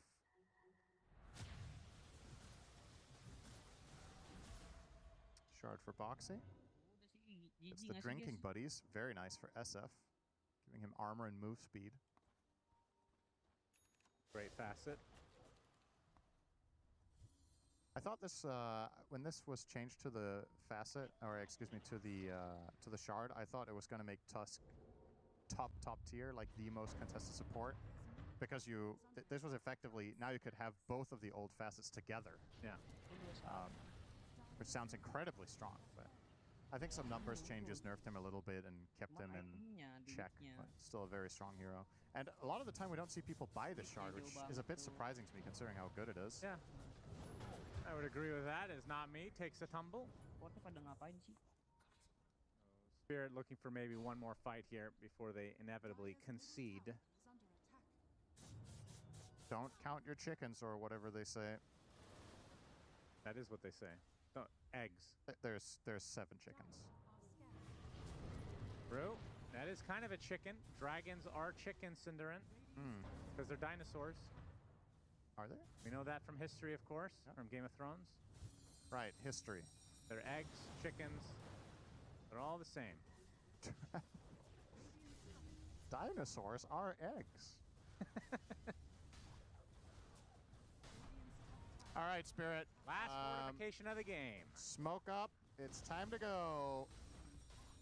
Shadow Fiend 30 seconds on Aegis. Perfect timing here for Liquid to get the job done before it expires. Well, if nobody's going to do anything soon, it's just Megas. Now or never, ladies and gentlemen. Mickey doesn't mind burning this. They get the melee barracks. They actually use the coil as a BKB purchase. He's actually going to run through and just take out the Aegis himself. It was 10 seconds left on it. That's a good death. Good curse. Yeah, indeed. That's going to potentially be the death of Tusk. No, able to get off the punch onto the puck now. As Laurel, in the midst of all of this, able to get out for now, but gets hexed on the other side, and that's going to be the death of him. Does have the buyback, will expend it. Ravage comes out, hitting Yatoro, pops the newly picked up BKB, but this is in retreat. Uses his ult, decent amount of damage, but with that pipe, mitigates a ton of it. Ace on the high ground. This range barracks, the last remaining building before the mega creeps come out. And that should do it. Surely. There is a very important fish for Ace to eat. He's not seeing it. Mistakes are being made by the Tidehunter. Delicious fish for you to put in your belly, young man. There's the Requiem right on top of Yatoro. That is a dieback, effectively. And surely now he will eat the fish. He does. Ace consumes the fish, which means now the GGs can be... Oh, wait, there's another fish. Ace, please.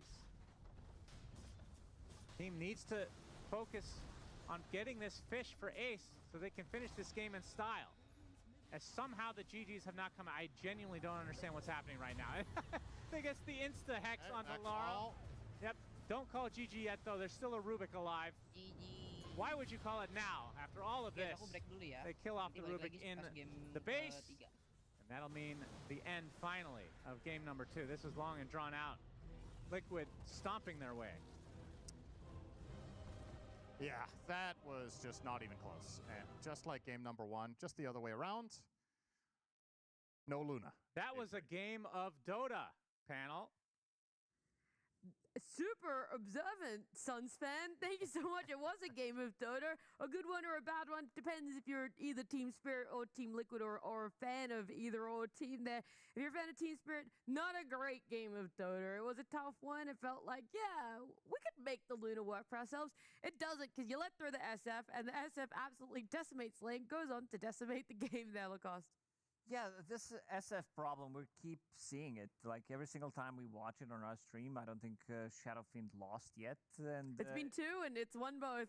It looks insane. Pretty good stats. Yeah, 100% A stream win rate. And every single time it's just him taking over the game. Like he's all over the place. He takes a tier 1 tower in the top lane, goes through the twin gates, takes the tower in the bottom lane, making sure that he's getting all of this extra gold and getting insane amount of farm. Also going for Yashikaya this time around. You are playing against the Darkseer, so you want to have, slightly less damage, more damage against wall illusions and that almost instant cast speed time, which does allow you to kill off these wall illusions almost instantly. And I think it also comes down to the support duo, which was unable to replicate, like we did talk about it before the game, after the draft, where it's just lackluster in terms of the damage. These are not the type of the supports that Puck likes to play with compared to the other side, where Ember, he loves to play with these heroes that have save, that have infinite amount of damage, and are very good at rotating for 6-8 minute rune and just continue to snowball. Yeah, I think that Liquid's draft fixed a couple of the issues they had in the first game. And Team Spirit, they try to replicate Liquid's first game to success with the Luna pick, but looking towards maybe a third game here, it's hard. I feel like both teams got backed into a corner on this second pick because both times it's last pick overall Luna. And maybe you want to value these carries a bit earlier. You want to take maybe a strong, if you're going to pick Shadowfiend, let's just instant respond with a Drow or something strong in the pool early, because either they're just not finding the right heroes at the end of the draft or they're just not picking them.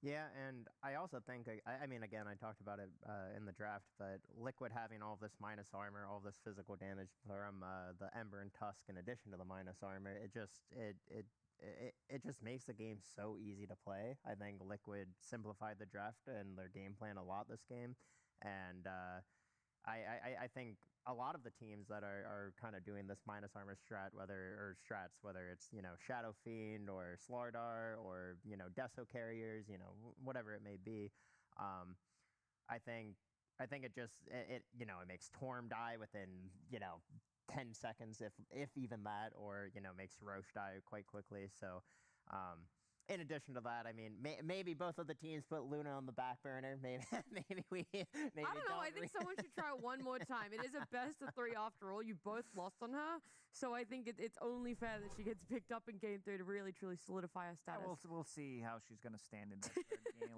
Is it gonna be good or bad? We're gonna get the real test out of it. I think it's bad, even if it wins a third game. It's still bad. It's still bad. It'll be one of those things where it's like, okay, Luna won the game, but did she win the game, or was she just in a game that was won?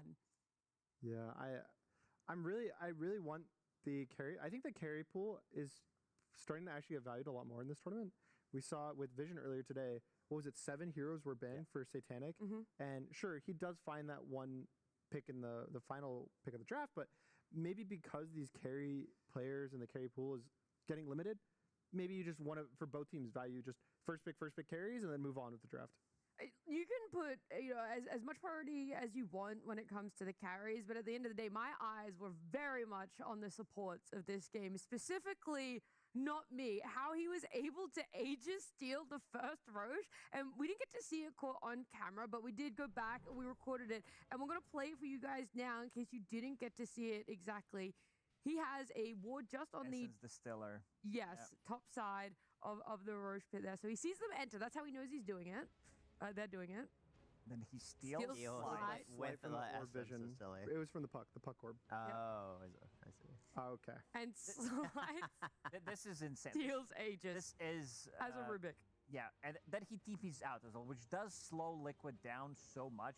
Even though this was a really quick game, this could have been like maybe 10-minute shorter. But this is how this guy came into the scene. Like when he first joined the team during the Dream League, like nobody knew who he was. It was not me. Like nobody knew the guy. And I know you. Yeah, you know. No, not me. Not me. And he made insanely good play. I think on day